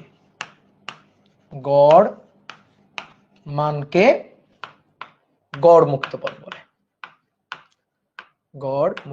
পথ বলে, বুঝছো? ঠিক আছে, এই গড় মুক্ত পথকে আমরা ল্যামডা দিয়ে প্রকাশ করি, কি দিয়ে প্রকাশ করি? ল্যামডা দিয়ে। গড় মুক্ত পথকে প্রকাশ করা হয় ল্যামডা দিয়ে। তাহলে এই চিত্রটা দেখে আমার একটু ল্যামডার মানটা বলো, এই চিত্রটা দেখে। ঠিক আছে, এই চিত্রটা দেখে আমাকে একটু ল্যামডা বলো। কি ব্যাপার? ক্লাসে ক্লাসে এই চিত্রটা দেখে আমার একটু ল্যামডা বলো তো, ল্যামডা সূত্রটা কি হবে? যে ল্যামডা ইকুয়াল টু, এই ভাই এটা কিন্তু সরণ না, অনেকে ভাবতেছে সরণ সরণ সরণ করতেছো কেন? সরণ না এটা, এটা হচ্ছে দূরত্ব, মুক্ত পথ, পথ পথ পথ, পথগুলা যোগ করে ভাগ। তাহলে ল্যামডা সমান সমান d1 plus d2 plus d3, এই চিত্রের জন্য d4, এই চিত্রের জন্য d4 ডিভাইডেড বাই 4। কারণ মুক্ত পথ 1 2 3 4, চারটা উপরে যোগ করবো, যোগ করে 4 দিয়ে ভাগ দিব, তাহলে গড় মুক্ত পথ। তাহলে এবার বাংলাটা লিখতে চাই আমরা। তাহলে উপরে হচ্ছে মুক্ত পথের সমষ্টি, মুক্ত পথের সমষ্টি, উপরে মুক্ত পথের সমষ্টি ডিভাইডেড বাই নিচে মুক্ত পথের সংখ্যা, মুক্ত পথের সংখ্যা, উপরে মুক্ত পথের সমষ্টি আর নিচে হচ্ছে মুক্ত পথের সংখ্যা, কি তাই না? তাহলে উপরে মুক্ত পথের সমষ্টি, নিচে মুক্ত পথের সংখ্যা। তাহলে যদি এমন হয় মুক্ত পথ অনেকগুলো, তাহলে dot dot dot dot dot dot dot dot plus dn, আর লাস্টে নিচে হবে n। বুঝতে পারছো? লাস্টে নিচে কি হবে? নিচে 4 হবে না, নিচে 4 এর জায়গায় কি হবে? n হবে। ঠিক আছে, 4 এর জায়গায় হবে n। তাহলে উপরে মুক্ত পথের সমষ্টি, টোটাল মুক্ত পথের সমষ্টি, আর নিচে মুক্ত পথের সংখ্যা। এইবার খুব ভালো করে বুঝিও, মুক্ত পথের সংখ্যার এই কথাটারে আমি অথবা দিই, এই যে মুক্ত পথের সংখ্যা, এই মুক্ত পথের সংখ্যা এই কথাটারে আমি অথবা দিয়ে অন্য আর একটা জিনিস লিখবো, এবং তোমার ভালো করে বুঝতে হবে যে ওই জিনিসটা একই জিনিস, সেটা হচ্ছে ধাক্কার সংখ্যা। এবার তুমি মিলাই দেখো, ধাক্কার সংখ্যা, এবার তুমি মিলাই দেখো, বলো মুক্ত পথের সংখ্যা কয়টা ছিল? 1 2 3 4। দেখো ধাক্কার সংখ্যা 4টা, একটা ধাক্কা, দুইটা ধাক্কা, তিনটা ধাক্কা, চারটা ধাক্কা, তাই না? ধাক্কার সংখ্যা কয়টা? 4টা। তাহলে মুক্ত পথের সংখ্যা যা, ধাক্কার সংখ্যা তাই। অনেক সময় তোমার গড় বের করার জন্য মুক্ত পথের সংখ্যাটা দরকার নেই, কিন্তু ধাক্কার সংখ্যা দেওয়া আছে, তাহলে ভয় পাওয়ার কিছু আছে? ধাক্কার সংখ্যা মানেই তো মুক্ত পথের সংখ্যা। এবার আরো একটা কথা লিখতেছি, অথবা অণুর সংখ্যা। ধাক্কার সংখ্যা, মুক্ত পথের সংখ্যা মানেই অণুর সংখ্যা, একই জিনিস। বিশ্বাস নাহলে মিলাই দেখো, গোনো অণুর সংখ্যা, গোনো। একটা অণু, দুইটা অণু, তিনটা অণু, চারটা অণু, অণুর সংখ্যা কয়টা? 4টা। অনেকে বলতে ভাই এই যে এই আর একটা যে 5টা, না, ওইটারে বাদ দিয়ে ওর সাথেই তো বাদ বাকি সবার ধাক্কা লাগছে। তাহলে এখানে অণুর সংখ্যা, কোন অণুর সংখ্যা? যাদের সাথে ধাক্কা লাগবে তাদের সংখ্যা। ঠিক আছে, এরে বাদ দিয়ে তো কমন, এ গিয়েই তো সবার সাথে ধাক্কাটা লাগাইছে। তাহলে পথের মাঝখানে অণু আছে কতগুলো, সেই অণুর সংখ্যাটা, যাদের সাথে ধাক্কা লাগবে তাদের সংখ্যাটা।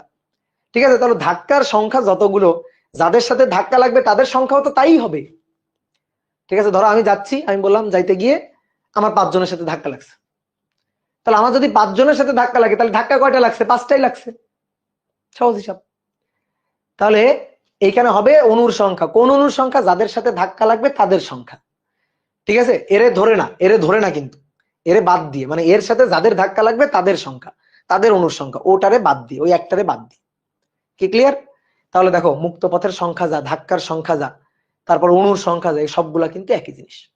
তাহলে কখনো যদি মুক্ত পথের সংখ্যা দরকার হয়, কিন্তু ওটা নেই, গড় মুক্ত পথ বের করতে চাই, আমার মুক্ত পথের সংখ্যা লাগবে, ওটা নেই, কিন্তু ধাক্কার সংখ্যা বা অণুর সংখ্যা দেওয়া আছে, তাহলে ঘাবড়ানোর কিছু নেই, ধাক্কার সংখ্যা বা অণুর সংখ্যা কাজে লাগাই দিব আমরা, তাহলেই তো কাজ শেষ। তাহলে অতএব গড় মুক্ত পথ ল্যামডা, এটা সমান সমান উপরে মুক্ত পথের সমষ্টি, সেটাকে আমরা এস দিয়ে প্রকাশ করলাম, আর নিচে মুক্ত পথের সংখ্যা, সেটাকে আমরা এন দিয়ে প্রকাশ করলাম। এটা হচ্ছে আমাদের সূত্র, এটা হচ্ছে মূল সূত্র। এবার আসো, আমরা চাচ্ছি কোনো একটা গ্যাসের জন্য, কোনো একটা গ্যাসের জন্য গড় মুক্ত পথের রাশিমালাটা আমরা বের করব। তো কোনো একটা গ্যাসের জন্য গড় মুক্ত পথের রাশিমালাটা আমরা হিসাব নিকাশ করতে চাই। এই হিসাব নিকাশটা আমাদের শিখাইছেন হচ্ছে বিজ্ঞানী ক্লাসিয়াস। তা আমরা তার সূত্র অনুযায়ী, তার হিসাব অনুযায়ী গড় মুক্ত পথের রাশিমালাটা বের করব। তাহলে সুন্দর করে একটা হেডিং লিখো, মানে মূল সূত্র আমরা জেনে গেছি কিভাবে বের করতে হবে। খুবই সহজ কথা, মুক্ত পথের সমষ্টি নিতে হবে, উপরে উপরে টোটাল মুক্ত পথের সমষ্টি টমষ্টি নিতে হবে, আর নিচে কতগুলো ধাক্কার সংখ্যা বা কতগুলো অণুর সংখ্যা যাদের সাথে ধাক্কা লাগছে, অথবা কতগুলো মুক্ত পথের সংখ্যা, সেই সংখ্যাটা দিয়ে ভাগ দিয়ে দিতে হবে, তাহলেই কিন্তু হয়ে যাবে। তাহলে আমরা হেডিংটা একটু লিখে নিই, ক্লসিয়াসের গড় মুক্ত পথের রাশিমালা। ক্লসিয়াসের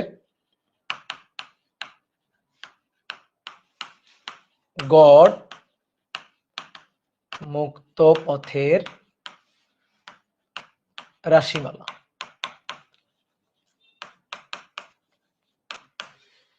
এই হিসাবটা আরো দুইজন করছে, বিজ্ঞানী বোলজম্যান এবং বিজ্ঞানী ক্লসিয়াস, বিজ্ঞানী ম্যাক্সওয়েল। ক্লসিয়াসেরটা তো আমরা পড়তেছি, তো আমরা ক্লসিয়াসেরটা পড়ি, দেখি তারা দুইজন কি হিসাব করছে সেটাও আমরা জানবো। তো আগে ক্লসিয়াসেরটা শিখি। তো ধরো একটা পাত্র, এই পাত্রের মধ্যে একটা আদর্শ গ্যাস রাখা আছে। হিসাবটা খুবই সহজ, মানে জাস্ট দুইটা লাইনের হিসাব। তো এই যে পাত্রটা, এই পাত্রে সিলিন্ডার সংযুক্ত করে একটা আদর্শ গ্যাস আবদ্ধ করা আছে, একটা আদর্শ গ্যাস রাখা আছে।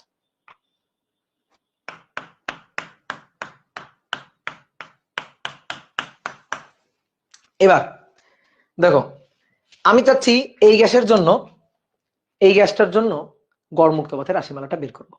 নিজেরা চিন্তা করবা ক্লসিয়াস, ঠিক আছে? মানে এখন হিসাব করতে গিয়ে তুমি নিজেই ভাববা, তুমি নিজেই হচ্ছে ক্লসিয়াস, তুমি এখন গড় মুক্ত পথের রাশিমালা হিসাব করতেছো, ঠিক আছে? তুমি বিজ্ঞানী হয়ে গেছো। তাহলে কিভাবে হিসাব করা যায় একটু চিন্তা করো তো। আমরা একটা অ্যাটমকে মার্ক করতে পারি, ধরো এই একটা অ্যাটমকে মার্ক করলো।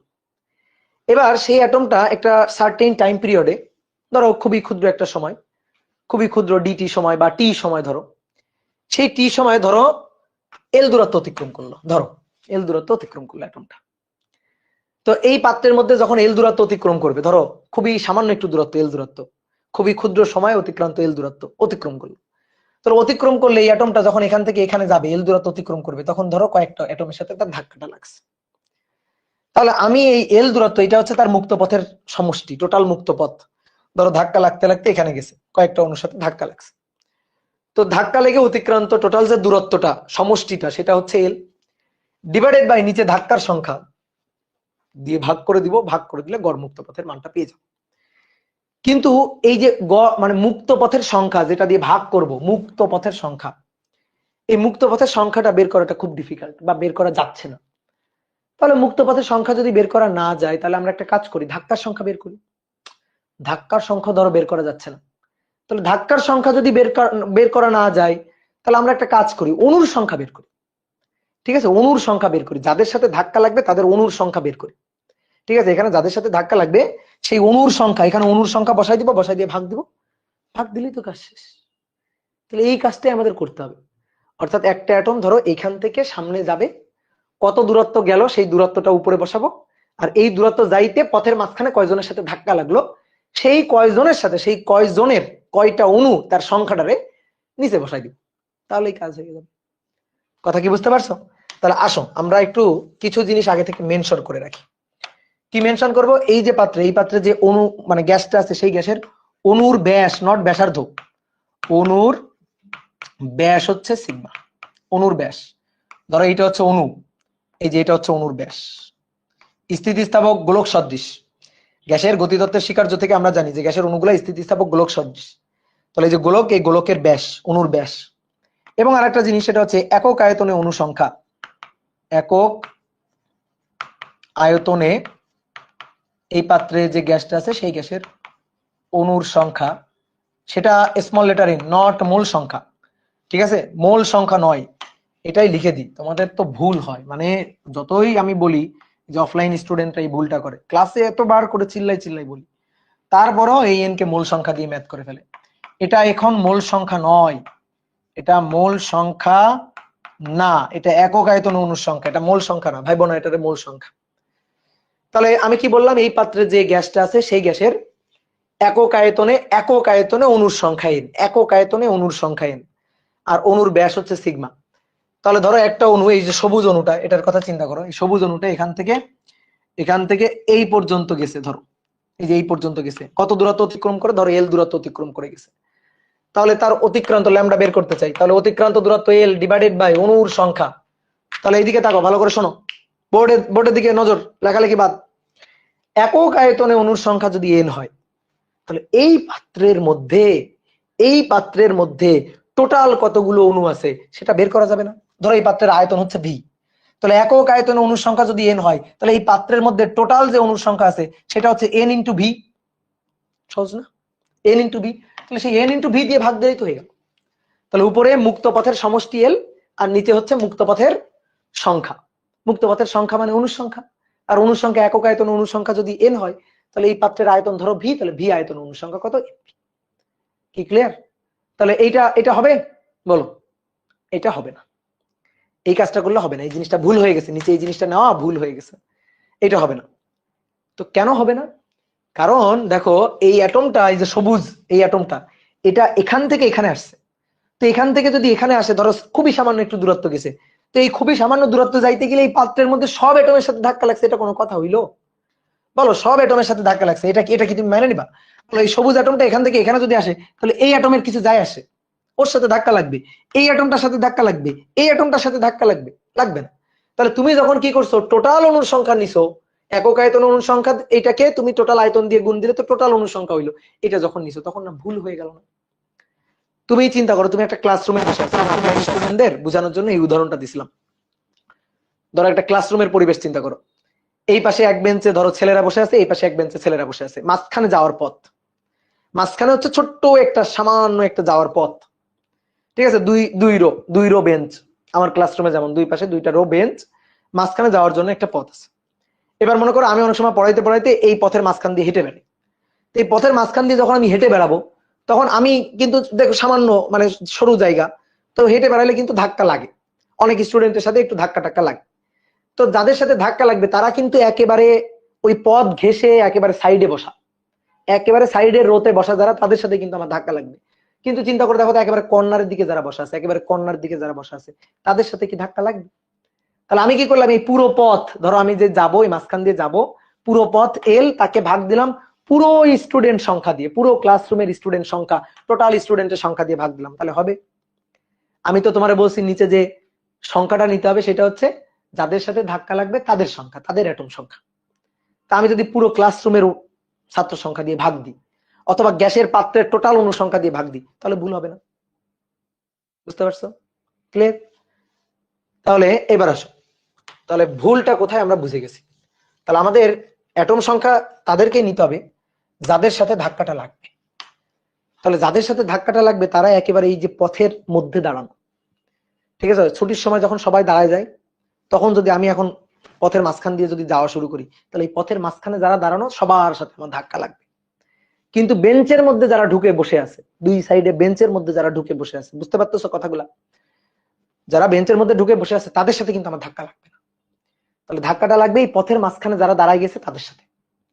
তাহলে পথের মাঝখানে ওই অংশটুকু নিতে হবে, তাহলে পুরো ক্লাসরুম নেওয়া যাবে না, পুরো ক্লাসরুম নেওয়া যাবে না, পুরো ক্লাসরুম আমি নিব না। আমি নিব কোনটুকু? ওই পথটুকু, যেটুকুর মধ্য দিয়ে হাঁটলে ধাক্কা লাগবেই, যেটুকুর মধ্য দিয়ে এই যে দুই বেঞ্চের মাঝখানে, দুই বেঞ্চের রোয়ের মাঝখানে যে জায়গাটুকু, ওই জায়গাটুকুর মধ্য দিয়ে হাঁটলে আমার ধাক্কাটা লাগবেই। ওইখানে যারা যারা দাঁড়ানো থাকবে তাদের সাথে ধাক্কাটা লাগবে। কি কথা বুঝছো? তাহলে এবার আসো, তাহলে আমাদের সেই অ্যাটমগুলোর সংখ্যা নিতে হবে। এটা নেওয়ার জন্য আমরা কি করব জানো? পুরো যেমন ক্লাসরুমের কথা ভাববো না, শুধু ওই যাওয়ার পথের কথাটা ভাববো, ঠিক তেমনি এই অ্যাটমের জন্য পুরো আয়তনের কথা ভাববো না পাত্রের। আমরা কি ভাববো? আমরা ভাববো এই যে অ্যাটমটা, এই অ্যাটমের পাশে, এই অ্যাটমটা ঘেঁষে সামান্য একটা পথ আমরা চিন্তা করে নিব, খুবই ছোট্ট একটা এলাকা চিন্তা করে নিব। এই যে খুবই ছোট্ট একটা এলাকা চিন্তা করে নিব, এই যে এলাকা, যে এলাকাটা একটা সিলিন্ডারের এলাকা, একটা সিলিন্ডার শেপের এলাকা। কল্পনা করো যে অ্যাটমটা এখান থেকে এখানে যাবে, একটা সিলিন্ডার শেপের এলাকা আমি কল্পনা করলাম। এবার এই সিলিন্ডার, এটা কিন্তু খুবই ন্যারো একটা সিলিন্ডার, এর ব্যাসার্ধ কিন্তু অনেক কম। এবার এর মধ্যে যতগুলো অ্যাটম আছে তাদের সাথে ধাক্কা লাগবেই। তাহলে এবার এই সিলিন্ডারটাকে আমি জুম করে আঁকবো, ঠিক আছে? বুঝতে হবে না, ভালো করে শোনো আমার কথা, বুঝতে হবে না, তুমি একসময় বুঝে যাবা। সিলিন্ডারটাকে এবার আমি জুম করে আঁকবো। আমি সিলিন্ডারটাকে যে জুম করে, বেশ বড় করে জুম করে সিলিন্ডারটাকে আঁকলাম। এবার শোনো, অ্যাটম যেটা ছিল, এই যে যেটাকে আমি মার্ক করছি, এই যে সবুজ অ্যাটম, এটা যেটা ছিল, এই যে এটা একেবারে মাঝখানে, এখান থেকে এখানে যাবে। তো এই যে অ্যাটমটা ছিল, এই অ্যাটমটাকে, এই যে সবুজ, এই অ্যাটমটাকে আমি আঁকতেছি, এই সবুজ অ্যাটমটা, এটা এই যে সবুজ যে অ্যাটমটা ছিল যেটাকে মার্ক করছি, সেটাকে আমি আঁকলাম। এবার শোনো, যে সিলিন্ডারটা আমি কল্পনা করব, এই সিলিন্ডারের এই সিলিন্ডারের ব্যাসার্ধ হবে অণুর ব্যাসের সমান, তাহলে ধাক্কা লাগবে। ব্যাসের সমান, সিলিন্ডারের ব্যাসার্ধটা হবে অণুর ব্যাসের সমান। সিলিন্ডারের ব্যাসার্ধ অণুর ব্যাসের সমান হবে। এই যে অংশটা আমরা এখানে সিলিন্ডার যে অংশটা আমরা ভাববো তার ব্যাসার্ধটা হবে অণুর ব্যাসের সমান। চিন্তা করতে পারতেছো তো কত ছোট্ট একটা সিলিন্ডার চিন্তা করবো আমরা। তাহলে এইখান থেকে অ্যাটমটা এখানে যাবে, এই যে সবুজ অ্যাটমটা এখান থেকে এখানে যাবে। এখান থেকে যদি এখানে যায় তাহলে এই অংশে, এই সিলিন্ডারের মধ্যে এই অংশে যতগুলো অ্যাটম আছে সবাইকে ধাক্কা দিবে, সবাইকে ধাক্কা দিবে। তো কিভাবে সবাইকে ধাক্কা দিবে দেখো আমি আঁকি। এইটা কি, এই যে সিগমা, এটা হচ্ছে সিলিন্ডারের ব্যাসার্ধ, যেটা আবার অণুর ব্যাসের সমান। তাহলে আমি এইখানে দুইটা অণু আঁকি। তাহলে এইখানে দুইটা অণু আঁকলে এই একটা অণু, এগুলাকে একটু অন্য কালে দিয়ে আঁকি। এখানে একটা অণু আঁকলে এই একটা অণু, আর দেখো এই একটা অণু, দেখো দুইটা অণু, এই যে সেন্টার, দেখো এই যে দুইটা অণু আঁকলাম। যদি আমি চাই যে এই অণুটাকে একটু উপরের দিকে উঠে আঁকবো, তো ধরো এখানে আঁকতে পারি।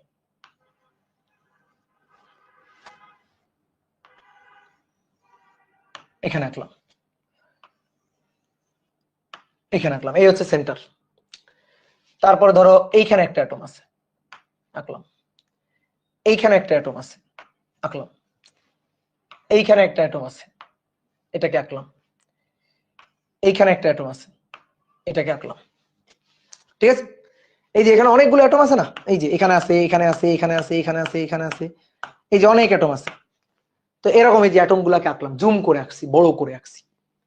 তাহলে এবার একটু শোনো, দেখো আমি এমন একটা সিলিন্ডার ভাববো যে সিলিন্ডারের ব্যাসার্ধটা হবে অণুর ব্যাসের সমান।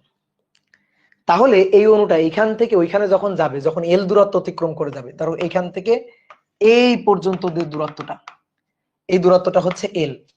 যখন এল দূরত্ব অতিক্রম করে এটা এখান থেকে এখানে যাবে, তখন এই সিলিন্ডার অংশের মধ্যে যে অণুগুলা অবস্থান করবে তাদের সাথে ধাক্কা লাগবেই, তাদের সাথে ধাক্কাটা লাগবেই, কনফার্ম ধাক্কাটা লাগবেই। ঠিক আছে, এই যে এই অণুটা যখন এখান থেকে এখানে যাবে, তখন এই সিলিন্ডার অংশের মধ্যে যতগুলো অ্যাটম অবস্থান করবে তাদের সাথে ধাক্কা লাগবেই। এবং এই সিলিন্ডারের মধ্যে অ্যাটমগুলো অবস্থান করা মানে কি, এই সিলিন্ডারের মধ্যে অ্যাটমগুলো অবস্থান করা মানে অ্যাটলিস্ট যেন তাদের কেন্দ্র অবস্থান করে, অ্যাটলিস্ট যেন কেন্দ্র অবস্থান করে সিলিন্ডারের মধ্যে। এই সিলিন্ডার অংশের মধ্যে, সিলিন্ডার অংশের মধ্যে অ্যাটম থাকা মানে অ্যাটলিস্ট অ্যাটমের কেন্দ্র থাকতে হবে, থাকা মানে কেন্দ্র থাকতে হবে। কেন্দ্রটা যেন সিলিন্ডারের মধ্যে থাকে, কেন্দ্র যেন থাকে, কেন্দ্র যেন সিলিন্ডারের মধ্যে থাকে। যদি অ্যাটমের সেন্টার কেন্দ্রটা যদি সিলিন্ডারের মধ্যে না থাকে, তাহলে আমরা তারে বলবো সে সিলিন্ডারের মধ্যে নেই। যেমন আসো বলো তো, এই অ্যাটমটা সিলিন্ডারের মধ্যে আছে? হ্যাঁ আছে, কারণ তার কেন্দ্র আছে। এই অ্যাটমটা সিলিন্ডারের মধ্যে আছে? হ্যাঁ আছে, কারণ তার কেন্দ্র আছে। এই অ্যাটমটা সিলিন্ডারের মধ্যে আছে? উত্তর হচ্ছে হ্যাঁ আছে, কারণ তার কেন্দ্র আছে, একেবারে বর্ডারে আছে। এই অ্যাটমটা সিলিন্ডারের মধ্যে আছে? উত্তর হচ্ছে হ্যাঁ আছে।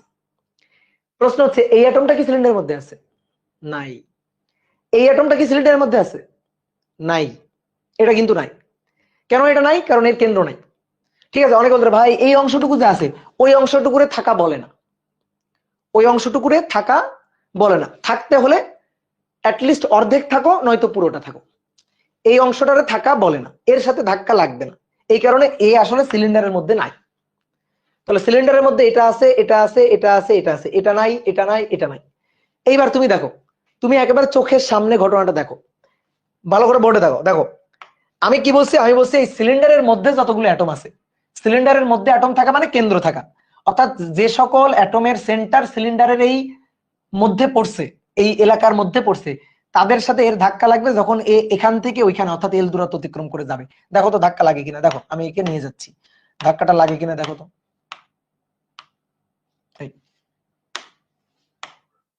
দেখো ধাক্কাটা লাগে কিনা ভালো করে দেখো, এই যে এখানে আছে, নিয়ে যাচ্ছি, দেখো তো এই নিচেরটার সাথে ধাক্কা লাগলো কিনা, লাগছে। দেখো নিচেরটার সাথে টাচ লাগছে কিনা, দেখো ভালো করে, নিচেরটার সাথে টাচ লাগছে, লাগে নাই, নিচেরটার সাথে লাগে নাই, এটার সাথে লাগছে, লাগে নাই, ওকে যাচ্ছে। এইবার দেখো, ভালো করে দেখো, দেখো লাগছে কিনা, এটার সাথে টাচ লাগছে, লাগছে, এটার সাথে ধাক্কা লাগছে, লাগছে, ওকে।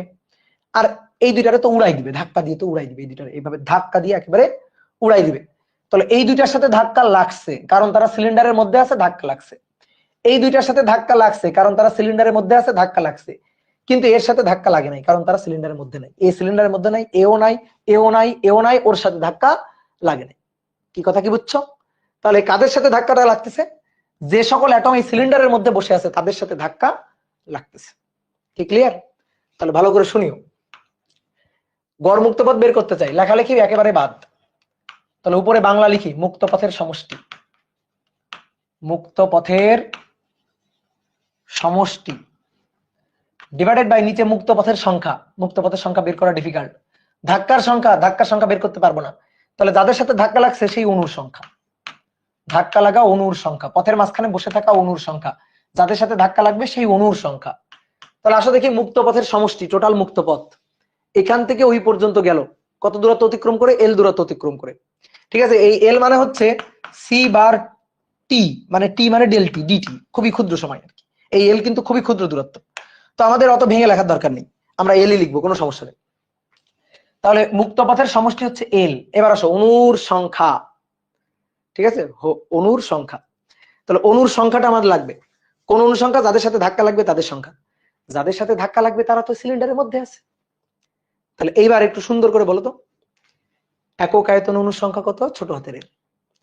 তাহলে পুরো পাত্রের আয়তন না, তাহলে আমি কোন আয়তনটুকু নিব?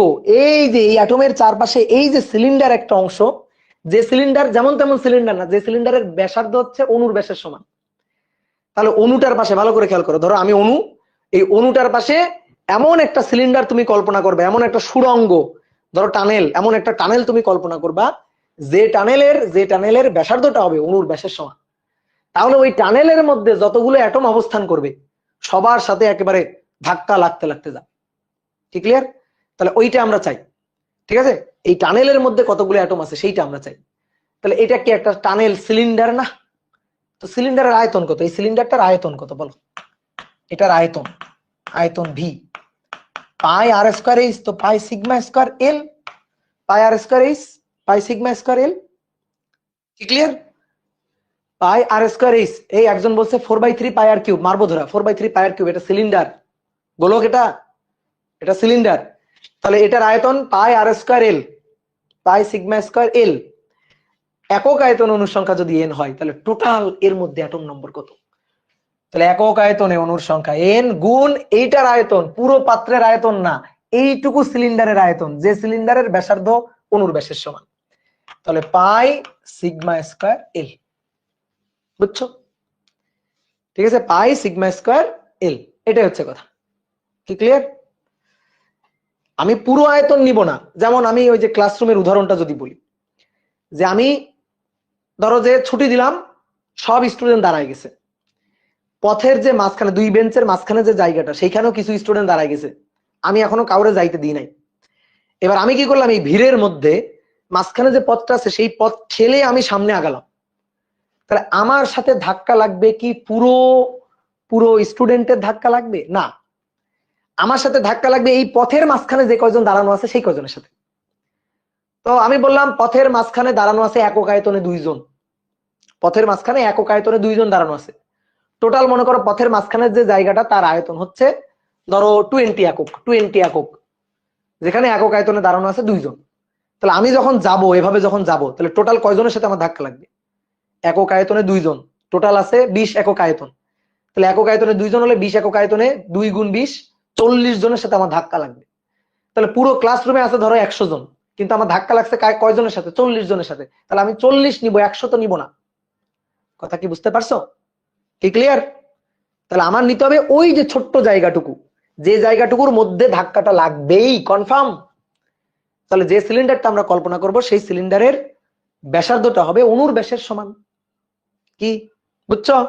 দেখো এই অণুটাকে যখন এখান থেকে ঠেলে নিয়ে যাচ্ছি তখন এর সাথে এর সাথে এর সাথে এর সাথে ধাক্কা লাগছে, এটার সাথে ধাক্কা লাগে না, কারণ ওরা তো এই সিলিন্ডার অংশের বাইরে। অর্থাৎ আমি যে সিগমা ব্যাসার্ধের একটা সিলিন্ডার কল্পনা করছি, এটা এটা এটা এটা তার বাইরে, তো তার বাইরে মানে ওদের আমরা নিব না। তাহলে একক আয়তনে অণুর সংখ্যা এল, তাহলে পাই সিগমা স্কয়ার এল, এই আয়তনে অণুর সংখ্যা এন ইনটু এটা। এবার এল আর এল সুন্দর করে কাটাকাটি করে দাও, তাহলে ক্লসিয়াসের গড় মুক্ত পথের রাশিমালা হচ্ছে 1 divided by n pi sigma square. আমি প্রথমেই বলছিলাম যে ডেরিভেশনটা খুবই ছোট্ট, হিসাবটা খুবই ছোট্ট, কিন্তু এই হিসাবটা বুঝতে হবে, এটাই হচ্ছে সূত্র। তো এইবার শোনো, তিনজন বিজ্ঞানী এই হিসাবটা করছে। প্রথম জনের নাম ক্লসিয়াস, যেটা আমরা পড়ছি, এই যে ক্লসিয়াস যার হিসাবটা আমরা করলাম। তো ক্লসিয়াসেরটার জন্য এটাকে ল্যামডা সি দিয়ে লেখা হয় 1 divided by n pi sigma square. তারপরে আরেকজন বিজ্ঞানী, সে হচ্ছে বোলজম্যান। তো বোলজম্যান তার হিসাব অনুযায়ী ল্যামডা বি 3 ডিভাইডেড বাই 4, সূত্রের ফরম্যাটটা কি, শুধু ধ্রুবকটা আলাদা, যেমন এখানে 1, এখানে হচ্ছে 3 divided by 4 n pi sigma square, ঠিক আছে, n পাই সিগমা স্কয়ার। তারপরে ম্যাক্সওয়েল, ম্যাক্সওয়েল হচ্ছে আণবিক বেগ বন্টন হিসাব করে, গ্যাসের আণবিক বেগ বন্টন, আমি জানি না তোমরা কেমিস্ট্রিতে এটা পড়ো কিনা, ঠিক আছে। তো আণবিক বেগ বন্টন এই নীতি ব্যবহার করে ম্যাক্সওয়েল প্রমাণ করছে, তো ম্যাক্সওয়েলের সূত্র অনুযায়ী, সূত্রের ফরম্যাটটা কি, শুধু ধ্রুবকটা আলাদা, 1/√2 n পাই সিগমা স্কয়ার, এই হচ্ছে সূত্র। তাহলে এই যে তিনজনের তিনটা সূত্র। এবার তুমি আমাকে জিজ্ঞেস করতে পারো, ভাই বোলজম্যান আর ম্যাক্সওয়েল এটা কিভাবে আসলো, জিজ্ঞেস তুমি করতেই পারো, কিন্তু এই দুইটার ব্যাখ্যা আমি দিব না, ঠিক আছে। এমনিতেই তোমাদের এটা বোর্ড বইয়ের খুবই অবহেলিত টপিক, তারপর আমি মনে করো যে একটু তোমাদের কষ্ট করাইলাম। তো এই দুইটার ডেরিভেশন আমাদের বোর্ড বইতে নেই, এই দুইটার পিছনে আমরা অযথা সময় নষ্ট করব না। ডেরিভেশন চাইলে তুমি করতেই পারো, ঠিক আছে, বিভিন্ন মনে করো হায়ার স্টাডির যে বইগুলো, সেই বইগুলোতে ডেরিভেশন করে দেওয়া আছে, তো এগুলো তুমি করতেই পারো। এই যে ম্যাক্সওয়েল এটা সে আণবিক বেগ বন্টন দিয়ে হিসাব করছে, যেটা ধরো যে ইন্ডিয়ান সিলেবাসে আছে, কিন্তু আমাদের ওটা নাই, ওটার পিছনে সময় নষ্ট করার কোনো দরকার নেই আমার যেটা মনে হয় আর কি। তাহলে আমরা এই যে ক্লসিয়াসেরটা, এটা তো ভালো করে বুঝছি, তাহলে এই দুইটা আপাতত সূত্র হিসাবে মুখস্থ রাখবো। এবার শোনো, আমি যদি বলি এই তিনটার মধ্যে কোনটা সবচেয়ে বেশি গ্রহণযোগ্য, তিনটাই কিন্তু ঠিক আছে, কোনো সমস্যা নেই, কিন্তু কোনটা সবচেয়ে বেশি গ্রহণযোগ্য, তাহলে সেটা হচ্ছে ম্যাক্সওয়েল। যদি তোমাকে বলে গড় মুক্ত পথের মান বের করো, ধরো নাম উল্লেখ করে দিল, তাহলে যার নাম উল্লেখ করে দিবে তার সূত্র দিয়ে করবা। বোলজম্যানের নাম উল্লেখ করে দিলে বোলজম্যানের সূত্র, ক্লসিয়াসের নাম উল্লেখ করে দিলে ক্লসিয়াসের সূত্র। কিন্তু ধরো নাম উল্লেখ করে দেয়নি, ধরো নাম উল্লেখ করে দেয়নি, তাহলে যদি নাম উল্লেখ করে না দেয়, তাহলে আমার সাজেশন হচ্ছে ম্যাক্সওয়েলেরটা দিয়ে করবা, বুঝছো। নাম যদি উল্লেখ করে না দেয়, তাহলে ম্যাক্সওয়েলেরটা দিয়ে করবা। এখানে হয় কি, এই সূত্রগুলো অনেকে মনে রাখে, কিন্তু ম্যাথ করতে গিয়ে উল্টাপাল্টা করে ফেলে দুইটা জায়গাতে। কি, ভালো করে শুনুন, এই যে সিগমা কিন্তু অনুর ব্যাস, নট ব্যাসার্ধ। দেখো, অনুর ব্যাস কিন্তু ব্যাসার্ধ না। তাহলে আমাদের যদি প্রশ্নে অনুর ব্যাসার্ধ দেওয়া থাকে, আমরা ব্যাস নিয়ে তারপরে কিন্তু ম্যাথ করব। আর এই এন কিন্তু আবারও বলতেছি মূল সংখ্যা না, এটা হচ্ছে এইখানে এন এর পরিচয়টা হচ্ছে একক আয়তনে অণুর সংখ্যা। কি ক্লিয়ার? তাহলে এই হচ্ছে আমাদের গড় মুক্ত পথের রাশিমালা। ওকে, দেখো বোর্ডটা দেখতে কত সুন্দর লাগতেছে এই জায়গাটা, তাই না? ওকে, তাহলে ডেরিভেশন ডান। এবার আসো, বোর্ড বইতে তো হয়তো এইটুকুই আছে কোনো কোনো বোর্ড বইতে, কিন্তু আমি আরেকটা জিনিস একটু শিখাবো এক্সট্রা, এটা লাগবে, ঠিক আছে, অ্যাডমিশনে লাগে, তাহলে একবারে এখনই শিখে রাখো, যেহেতু থিওরি এখন পড়েই ফেলছো। সেটা হচ্ছে আমরা এখন যেটা বের করবো, সেটা হচ্ছে একক সময়ে সংঘটিত ধাক্কা সংখ্যা, একক সময়ে সংঘর্ষ বা ধাক্কা সংখ্যা, একক সময় পার ইউনিট টাইমে কলিশন কতগুলো হবে সেটা আমরা বের করতে চাই। আচ্ছা দেখো, ল্যামডা ইকুয়াল টু, দেখো তো বাংলা এটা আমরা লিখতে পারি কিনা, মুক্ত পথের সমষ্টি ডিভাইডেড বাই মুক্ত পথের সংখ্যা, অণুর সংখ্যা, ধাক্কার সংখ্যা। তাহলে আমরা এখন ধাক্কা বা সংঘর্ষ সংখ্যাটা লিখি, ধাক্কা সংখ্যা। এবার সবাই একটু বোর্ডে থাকো। আমি একটা কাজ করলাম, ধরো যে অণুগুলা ইতস্তত ছোটাছুটি করতেছিল, আমি টি সময় একটা অণুকে পর্যবেক্ষণ করলাম টি সময় ধরে, তাহলে টি সময়ে তার মুক্ত পথের সমষ্টি উপরে বসালাম, S1 plus S2 plus S3 উপরে বসালাম, বা D1 plus D2 plus D3 উপরে বসালাম। নিচে ওই সময় কতগুলো ধাক্কা, সেই ধাক্কার সংখ্যাটা বসালাম। ধরো সেই সময়টা হচ্ছে টি সময়, তাহলে একটা কাজ করলাম, আমার ইচ্ছা হয়েছে উপরেও টি দিয়ে ভাগ দিব এবং নিচেও টি দিয়ে ভাগ দিব, ধরো আমি উপরে ভাগ দিছি টি দিয়ে, নিচে দিই নাই, তাহলে তো গুণা হয়ে যাবে। উপরে দিলাম নিচে ভাগ দিলাম না, তাহলে তো গুণা হবে। অথবা নিচে ভাগ দিলাম টি দিয়ে, উপরে দিলাম না, তাও তো গুণা হয়ে যাবে। তা আমরা উপরেও টি দিয়ে ভাগ দিব, নিচেও টি দিয়ে ভাগ দিব, যে উপরেও টি দিয়ে ভাগ দিলাম, নিচেও টি দিয়ে ভাগ দিলাম। তাহলে এবার আসো তো, দেখো তো, মুক্ত পথের সমষ্টি ডিভাইডেড বাই সময়। ভালো করে খেয়াল করো, মুক্ত পথের সমষ্টি ডিভাইডেড বাই সময়। একটা অণুর অতিক্রান্ত এই যে পথ d1 d2 d3 d4 মানে পথ ডিভাইডেড বাই সময়। তাহলে পথ ডিভাইডেড বাই সময় মানে তো বেগ, পথ ডিভাইডেড বাই সময় মানে কি বেগ। তো এই বেগটা হচ্ছে সি অ্যাভারেজ হওয়া উচিত, এই বেগটা সি অ্যাভারেজ হওয়া উচিত। কিন্তু আমাদের বোর্ড বইতে তো আরএমএস বেগ ছাড়া আর কিছু নেই, এই কারণে এই বেগটাকে সি আরএমএস ধরে করছে। কিন্তু টোটাল অতিক্রান্ত দূরত্ব ডিভাইডেড বাই সময়, এটা কিন্তু অ্যাভারেজ, সি অ্যাভারেজ হওয়া উচিত, কিন্তু আমাদের সিআরএমএস দিয়ে করছে। তো সিআরএমএস দিয়ে করলে যে খুবই বেশি ভুল হবে তা না, তো আমরা সিআরএমএস দিয়ে করবো। তাহলে উপরেরটা হচ্ছে বেগ, আর বেগ বলতে আমরা গ্যাসের অণুর বেগ বলতে আমরা সিআরএমএস টাই বুঝি, সিআরএমএস। ধাক্কার সংখ্যা ডিভাইডেড বাই সময়। দেখো টি সময়ে ধাক্কা 50টা, অতএব একক সময়ে ধাক্কা, একক সময়ে ধাক্কা 50 ভাগ টি। তাহলে ধাক্কার সংখ্যা ডিভাইডেড বাই সময়, এটা তো একক সময় ধাক্কার সংখ্যা। এটা কি একক, বাংলায় লিখি একক সময়ে ধাক্কা সংখ্যা। এই একক সময় ধাক্কা সংখ্যাকে এন দিয়ে লেখে, এন ক্যাপিটাল লেটার এন। তাহলে অতএব একক সময় ধাক্কার সংখ্যা, একক সময়ে ধাক্কা সংখ্যা, এই একক সময় ধাক্কা সংখ্যা এন, এটা সমান সমান, দেখো এখান থেকে দেখে বলো, CRMS, CRMS divided by lambda, CRMS divided by lambda, একক সময় সংঘটিত ধাক্কার সংখ্যা। ঠিক আছে, বুঝলা? তাহলে আরেকটা জিনিস বলো তো, একটি সংঘর্ষের সময় একক সময় ধাক্কার সংখ্যা বা সংঘর্ষ সংখ্যা বের করছো, তাহলে একটি ধাক্কা অথবা একটি সংঘর্ষের সময়, একটি সংঘর্ষের সময়, অথবা এটার এই কথাও বলতে পারি পরপর দুটি সংঘর্ষের মধ্যবর্তী সময়। একটি সংঘর্ষের সময় মানে পরপর দুটি সংঘর্ষের মধ্যবর্তী সময়, দুটি সংঘর্ষের মধ্যবর্তী সময়। দেখি এটা হিসাব করে বের করতে তোমরা কেমন পারো। পরপর দুটি সংঘর্ষের মধ্যবর্তী সময়, এই যে এর উল্টাটা, এর উল্টাটা কেমনে? ঐকিক নিয়ম, একক সময়ে ধাক্কার সংখ্যা এন, তাহলে এনটি ধাক্কা সংঘটিত হয় 1 সেকেন্ডে, তাহলে অতএব একটি ধাক্কা সংঘটিত হয় 1/n, বুঝছো? উল্টাটা, ঠিক আছে? তাহলে একক সময় ধাক্কার সংখ্যা যদি সিআরএমএস বাই ল্যামডা হয়, তাহলে একটি ধাক্কা অথবা সংঘর্ষের সময় বা পরপর দুটি ধাক্কার মধ্যবর্তী সময়, ঠিক আছে? একটা ধাক্কা লাগার পরে আর একটা ধাক্কা লাগতে কত সময়, সেটাই তো একটা ধাক্কা সংঘটিত হওয়ার সময়।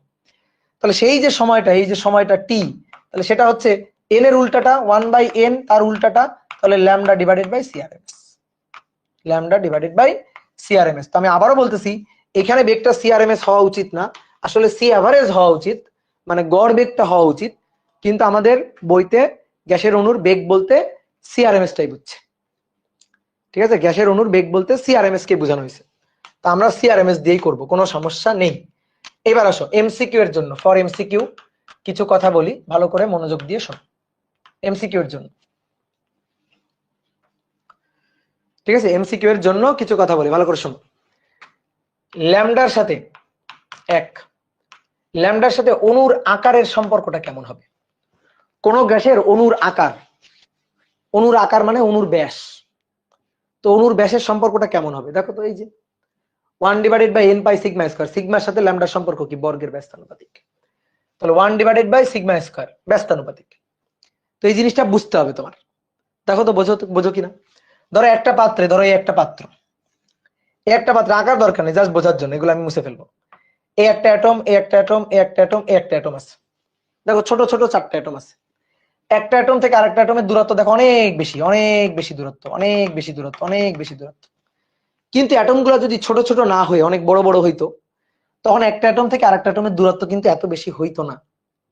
দেখো এই অ্যাটমটা যখন এখান থেকে ওখানে গিয়ে ধাক্কা লাগাবে তখন অনেক দূরত্ব যাবে, এখান থেকে এখানে এসে ধাক্কা লাগাবে অনেক দূরত্ব যাবে। কিন্তু অ্যাটম গুলো যদি এরকম বড় বড় অ্যাটম হইতো, দেখো এই পাত্রের মধ্যে অ্যাটম গুলো এরকম বড় বড় অ্যাটম, তাহলে এবার চিন্তা করো তো, দেখো তো এই অ্যাটম থেকে এই অ্যাটমের দূরত্ব আগের চেয়ে কমে গেছে না? এই অ্যাটম থেকে এই অ্যাটমের দূরত্ব আগের চেয়ে কমে গেছে না? তাহলে অণুর আকার যত বড় হবে তত ধাক্কা অনেক দূর দূর গিয়ে অনেক কাছে কাছে গিয়ে লাগবে। আর অণুর আকার যত ছোট হবে তখন অনেক দূরে দূরে গিয়ে ধাক্কা লাগবে। সহজ কথা, অণুগুলার মধ্যবর্তী দূরত্বটা, আন্তঃনবিক দূরত্বটা বেশি হবে। তুমি এভাবে চিন্তা করবা, আন্তঃনবিক দূরত্ব মানে গড়মুক্তপাত, এভাবে হিসাব করবা ব্যস্তানুপাতিক সমানুপাতিক সম্পর্ক যখন তুমি নিবা আর কি। কি ক্লিয়ার? তাহলে অণুর আকার বড় হলে মুক্তপাত কমে যাবে। তাহলে এটাই বলতেছে, দেখো দেখো ব্যাসের সাথে ব্যস্তানুপাতিক সম্পর্ক, বর্গের ব্যস্তানুপাতিক সম্পর্ক ব্যাসের সাথে, তাহলে অণুর আকার বড় হবে, ল্যামডা কমে যাবে। আমরা চোখের সামনে এটা দেখতে পাচ্ছি। এবার তাহলে বলো তো, ল্যামডার সাথে 2 নম্বর, ল্যামডার সাথে একক আয়তনে অণুর সংখ্যার সম্পর্কটা কেমন? একক আয়তনে অণুর সংখ্যার সম্পর্কটা ল্যামডার সাথে কেমন? ব্যস্তানুপাতিক। একক আয়তনে অণুর সংখ্যা যদি বেশি হয়, দেখো সূত্রেই আছে তো, এই যে এন নিচে, তাহলে একক আয়তনে অণুর সংখ্যা যদি বেশি হয় তাহলে গড় মুক্তপাত কমে যাবে। এটা তো স্বাভাবিক কথা। চিন্তা করো, যে এলাকাতে ঘন বসতি, যে এলাকাতে ঘন বসতি তখন তো একটা বাড়ি থেকে আরেকটা বাড়ির দূরত্ব কম। আর যেখানে হালকা বসতি, ঠিক আছে, ধরো হালকা বসতি, ঢাকার কথা চিন্তা করো, ঢাকায় ঘন বসতি, এক বাড়ি থেকে আরেক বাড়ির দূরত্ব খুবই সামান্য, মানে গা ঘেসে ঘেসে দেওয়াল তুলে দিছে, বিল্ডিং তুলে দিছে। কিন্তু মনে করো যদি একটু ধরো যে ইউরোপের দিকে যাওয়া হয়, যেখানে একটু হালকা বসতি, দেখবা একটা বাড়ি থেকে আরেকটা বাড়ির দূরত্ব অনেক বেশি বেশি। তাহলে যেখানে ঘন বসতি সেখানে দূরত্ব কম, আর যেখানে হালকা বসতি সেখানে দূরত্ব বেশি, স্বাভাবিক কথা। তাহলে এন এর সাথে সম্পর্কটা কি? ব্যস্তানুপাতিক। এগুলো মুখস্থ করা লাগে না, বুঝেই বলা যায়। এবার আসো বলো তো, ল্যামডার সাথে তাহলে চাপের সম্পর্কটা কেমন হবে? ব্যস্তানুপাতিক। চাপ যদি বেশি হয় তাহলে গ্যাসের অণুগুলা কম্প্রেসড হয়ে যাবে, অণুগুলা কাছাকাছি চলে আসবে, আর কাছাকাছি চলে আসলে একটা অণু থেকে আরেকটা অণুর দূরত্ব কমে যাবে, আর দূরত্ব কমে যাওয়া মানে গড়মুক্তপাত কমে যাবে। তাহলে চাপ বেশি, গড়মুক্তপাত কম। ঠিক আছে, এবার বলো 4 নম্বর, ঘনত্বের সাথে গড়মুক্তপাতের সম্পর্কটা কেমন? ঘনত্বের সাথে, ঘনত্বের সাথেও ব্যস্তানুপাতিক। চাপ বাড়াইলেই তো গ্যাসটা ঘন হয়ে যাবে, চাপ দিলাম গ্যাসটা ঘন হয়ে গেল। তো গ্যাসটা যদি ঘন হয়ে যায় তাহলে একটা অণু থেকে আরেকটা অণুর দূরত্ব কি? কমে যাবে না? তাহলে যত ঘন তত দূরত্ব কম। তাহলে ঘনত্বের সাথে দূরত্বের সম্পর্কটা বা ল্যামডার সম্পর্কটা ব্যস্তানুপাতিক। এবার আসো 5 নম্বর, বলো টেম্পারেচারের সাথে সম্পর্কটা কেমন? তাপমাত্রার সাথে, তাপমাত্রার সাথে সম্পর্কটা কেমন? তাপমাত্রার সাথে সম্পর্কটা সমানুপাতিক। তাপমাত্রা বাড়াবা, অণুগুলো দূরে দূরে চলে যাবে, একটা অণু থেকে আরেকটা অণুর দূরত্ব বেশি হবে। তাহলে তাপমাত্রার সাথে কেমন সম্পর্ক? সমানুপাতিক। এবার দেখো, তুমি ধরো পরীক্ষায় এগুলো পড়ে গেছো, বাসা থেকে এগুলো পড়ে গেছো, কিন্তু এগুলো আসে না। কি আসছে জানো? আসছে তাপমাত্রা বাড়ানো হলে একক সময়ে সংঘটিত ধাক্কার সংখ্যা বাড়বে, কমবে, কোনোটি হবে না? বলো, অপশন বলো, উত্তর বলো। একক সময় সংঘটিত ধাক্কার সংখ্যা, তাপমাত্রা বাড়ালে একক সময় সংঘটিত ধাক্কার সংখ্যা, তাহলে একক সময় সংঘটিত ধাক্কার সংখ্যা অনেক বছর কমবে কমবে কমবে। ঠিক আছে, গুড। দেখো তাপমাত্রা বাড়ালে, তাপমাত্রা বাড়ালে ল্যামডাটা বাড়বে, আর ল্যামডা যদি বাড়ে তাহলে এন কিন্তু কমবে। তাহলে এখানে যে সম্পর্কগুলো লিখছো না, এখানে যে সম্পর্কগুলো লিখছো না, এই যে এন এর সাথে ল্যামডার সম্পর্কটা ব্যস্তানুপাতিক। তাহলে এইবার এইটা দেখে দেখে বাকি সম্পর্কগুলো বলতে পারবা। তাহলে যেহেতু সিগমার সাথে ল্যামডার সম্পর্ক ব্যস্তানুপাতিক, তাহলে এন এর সাথে সমানুপাতিক। এখানে ব্যস্তানুপাতিক, ওকে, তাহলে সমানুপাতিক। এখানে ব্যস্তানুপাতিক, তাহলে সমানুপাতিক। এখানে ব্যস্তানুপাতিক, তাহলে সমানুপাতিক। এখানে সমানুপাতিক, তাহলে ব্যস্তানুপাতিক, উল্টা। তো তোমার এগুলো মুখস্থ রাখা লাগবে না, তুমি খালি এইগুলা একটু বুঝে রাখবা। তাহলে এগুলা যদি বোঝা থাকে তাহলে ল্যামডার সাথে সম্পর্ক কেমন এটা যদি জানো, তাহলে ল্যামডার সাথে এন এর সম্পর্ক আবার ব্যস্তানুপাতিক, উল্টা যাবে, সম্পর্কটা উল্টে যাবে। কি ক্লিয়ার? তাহলে এখানেই শেষ আজকে, আজকে এখানে শেষ। আমরা নেক্সট দিন কি করব? অনেক সূত্র শিখে ফেলছি তো, নেক্সট দিন আমরা কি করব, যেহেতু অনেকগুলো সূত্র আমরা শিখে ফেলছি, যেহেতু অনেকগুলো সূত্র আমরা শিখে ফেলছি, এই সূত্র রিলেটেড ম্যাথ গুলো আমরা করব। কি ক্লিয়ার? আনমিউট করব? আনমিউট করলে তো তোমরা আমরা ছাড়ো না, আনমিউট করলে তো খালিই কথা কও। আনমিউট করব, আচ্ছা দাঁড়াও, আনমিউট করছি।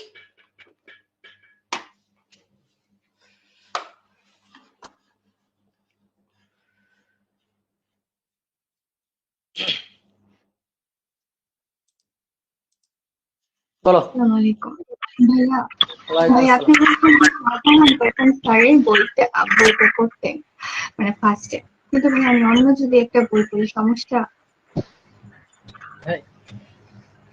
বুঝি নাই। আমি সাধারণ যখন স্যারের বইটা না পড়ে যদি অন্য একটা বই পড়ি তাহলে কি হবে? কোন বই না পড়ে? জানেন তখন স্যার যে কোনো একটা বললে হবে, ইসাক স্যারের বই পড়তে পারো, তপন স্যারের বই পড়তে পারো, ব্যাপার না। ঠিক দাদা আছে, প্র্যাকটিস যাদের শিট কবে ইঞ্জিনিয়ারিং দিবেন? টার্গেট তাদের কাছে বই কোনো ব্যাপার না। আর দাদা যাদের প্র্যাকটিস মেডিকেল শিট কবে টার্গেট দিবেন? তাদের কাছে ইসাক স্যারের বইটা হচ্ছে সংবিধান। বুঝছো, যাদের মেডিকেল টার্গেট তারা কিন্তু ইসাক স্যারের বইটা পড়িও। হ্যালো দাদা, আর হ্যালো। বলো ইবনে ফয়সাল। ওটাতে একটা কোশ্চেন ছিল ভাইয়া। ভাই ওই হ্যাঁ বলো। গ্রামের যে ব্যাপন হার সূত্রটা আমরা তো জানি যে হ্যাঁ বেশি ঘনত্বের দিক থেকে আস্তে আস্তে কম ঘনত্বের দিকে যায়, কিন্তু আপনি তো বললেন যে এখানে মানে যেটা কম ঘনত্ব থাকবে সেটা ব্যাপন হারটা বেশি হবে, মানে এই বিষয়টা একটু যদি ক্লিয়ার করতে। উম, তুমি চিন্তা করো তো, যে গ্যাসটা ঘন বেশি, যেটা বেশি ঘন, সেই গ্যাসের অণুগুলো তো নড়াচড়া কম করবে। তুমি কোথায় শিখছো? তুমি যেটা বলছো সেটা ভুল, তুমি আরেকটু যাচাই বাছাই করো। দাদা প্র্যাকটিস ভাইয়া শিট ওই কবে দিবেন? সিলিন্ডারের অঙ্কে ভাই, আমরা যে ভাইয়া মনে করেন সিলিন্ডারের এই যে অঙ্কে একটা গ্যাসের যে কোশ্চেন ছিল। ব্যাপন হারটা আমরা জানতাম যে বেশি ঘনত্বের দিক থেকে, মানে আমি যে হুম, ওই বিষয়টা বলতে চাচ্ছি, তাহলে আমার কি ভুল জানা এটা? বেশি ঘনত্বের আমরা জানি যে মনে করেন যে একটা ঘরের ভিতরে যদি বেশি ঘনত্ব গ্যাস থাকে তাহলে বেশি ঘনত্বের হুম গ্যাস থেকে কম ঘনত্বের দিকে যাইতে থাকে, আর যদি একটা হুম হুম ঘরের ভিতরে যদি কম ঘনত্বের গ্যাস থাকে মানে যেটার ঘনত্ব বেশি সেটা ব্যাপন হার বেশি, হুম। আর যেটার ঘনত্ব কম সেটা ব্যাপন হার কম। আমরা এটা বলতেছি, কিন্তু আপনি তো মনে বললেন যে যেটার ঘনত্ব কম হবে সেটার ব্যাপন হারও কম হবে। তাই নাকি?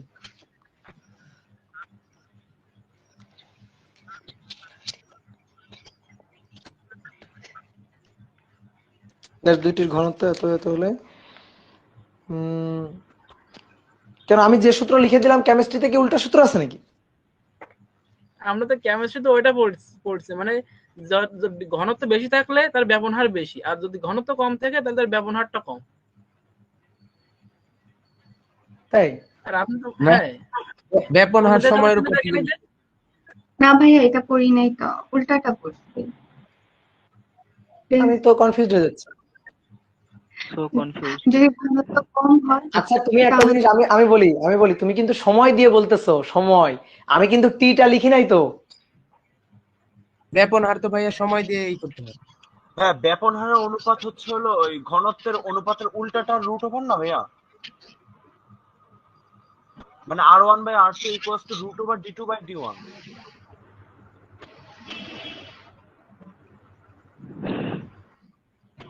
হার বলুক আর যেটাই বলুক না কেন সেটা তো মনে করেন বেশি ঘনত্বের দিক থেকে কম ঘনত্বের দিকে যায়, এটা বেশি পরিমাণে।